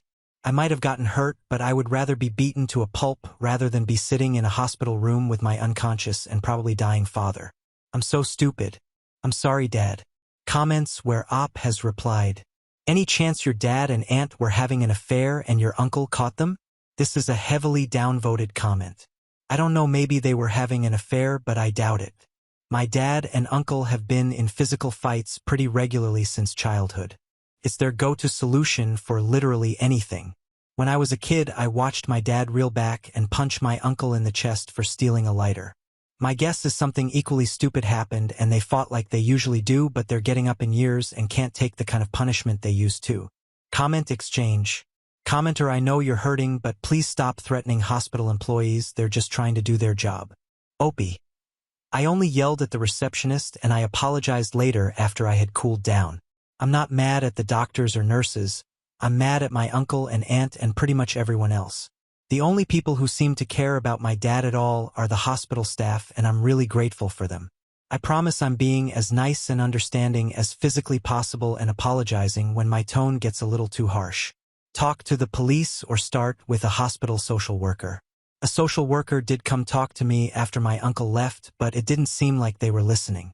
I'll try and get someone to talk to me again, since I'm sure my dad wasn't slamming painkillers like candy on his own. Calling the cops on your uncle is totally justified, especially because of the painkillers. He could be on the hook for homicide. 100% think this is why they waited so long and pumped him full of painkillers. They hoped it would just go away, and even when they brought him here they kept everyone in the dark about it, hoping the doctors would just magically fix him and everyone could go home and forget about it. Did the doc give any medical terminology for his condition? I told him to dumb it down for me since I have no medical knowledge at all. I'm a line cook at Denny FFS, but he said massive concussion, brain damage, nerve damage, and cell death. He then said it's pretty bad and I shouldn't get my hopes up for recovery. He looked like he was about to throw up telling me that, so I'm going to assume my dad probably won't last long. Try to give yourself kindness and grace. This isn't your fault. Thank you. I'm really trying to remind myself I did everything I could, but it feels like I could have done more. It always feels like that, though. No matter what you do, it feels like it's not good enough in the face of something like this. I talked to the social worker here, and they didn't seem like they were listening, but I'll push harder when they come back around again. Did the doc say your dad's injury was consistent with a fall? I did ask if my uncle's story lined up with my dad's head, but the doctor just said it was an impact wound. Whatever that means, he couldn't confirm or deny anything, and I totally understand that he's not a cop and can't really tell me anything about that. Update 2. A couple cops just came to talk to me and get a statement. They seemed to be taking me seriously and took my contact info. I told them everything about what happened when Dad came to my apartment and what my uncle said and how I didn't believe him, and gave my version of things and tried to give as much context as I could. I think they believed me, but who knows? They said they'd come around again soon. I'm not really sure what happens from here, but I'll be pressing for more information when they come back. Oop answers a comment asking about family dynamics and if her siblings hate her dad for some reason. It's not integral to the post, but does contain helpful information, so I'm including it here. I'll try and answer this as best I can, but it's long and complicated. There aren't any saints here. Even my siblings and myself aren't completely innocent. Mom and Dad were married up until the recession in 2008. I think the divorce came around 2010, but I can't remember exactly. Up until the economy crashed, their marriage was fine, but then bills got higher and their pay got lower, and they went from never fighting about anything to fighting about money, who spent it, why they were spending it, if it was worth it, etc. I remember a pretty massive fight about my dad smoking more cigarettes than he was allowed when they were too broke to buy enough for both of them. Money fights never really get resolved, they just fizzle out until the next one. There was never violence for my dad, but my brother says he once saw my mom open hand smack my dad across the face during an argument. Knowing my mom, I highly doubt she did it for funsies, and I'm sure my dad said something to earn such an extreme reaction, but I wasn't there and didn't see it. My dad was pretty selfish during this time and would buy stuff for himself when Mom and US needed that money more. It was only little things, but it adds up: an energy drink here, an extra pack of smokes there, a new pocket knife or hat, whatever little thing he needed to not kill himself. They were both so broke during the divorce that there wasn't really anything to split. Just as kids, Mom got us in the divorce and my dad just kind of drifted off for most of my teens. He turned into the phones work both ways kind of dad, but he did turn up at events and holidays, so he wasn't totally absent. It hit my brother pretty hard, and I do remember him crying late at night asking why our dad didn't love him anymore. He's my dad's only son, and he got a lot of special fathers in time when Dad was still living in the house. Mom didn't make it easy for Dad to see us, though she insisted that if he wanted to see us, he needed to take us somewhere, and when you're broke, taking 3 kids out for dinner or a movie is tough. I know he tried, but I also know he could have tried harder. Mom took every opportunity to on him for being broke, but we were broke too, so it always had that stink of spike, but still got in our heads anyways. My sister doesn't really even remember our dad living at home, so her attachment to him is pretty minimal. My brother remembers, but also carries that resentment about Dad just kind of floating away from him and never rekindling that special bond they had. Dad bummed around on some couches until he landed a job and rented a townhouse in a decent area. I think I was around 17 when that happened. Brother was already out of the house by that time, and I was already on my way out, but I did go over there a few times, and it seemed like Dad was really getting his life back together. He called us more, had us over more, made an effort. Eventually something happened with the townhouse. I suspect rent became too much for him since the area went from nice to rich white people nice, and he moved in with my aunt and uncle. Effort pretty much stopped after that. From what I know about my dad, I think he was ashamed that he was poor again and didn't want his kids seeing him like that. I kept in touch with him, but my brother gave up after he moved states, and my sister never really had much contact with him in the first place. Nobody really won or lost there. My mom did all right for herself. She actually owns her house, which is something none of us really expected to happen in our family. We've always been below the poverty line, and owning a house is a huge deal. There's tons more drama, but this is the basics. We have reached the end. If you enjoyed this video, please be sure to like and subscribe to the channel for more videos like this, and give us your thoughts about the stories in the comments section. Thank you and see you in the next video.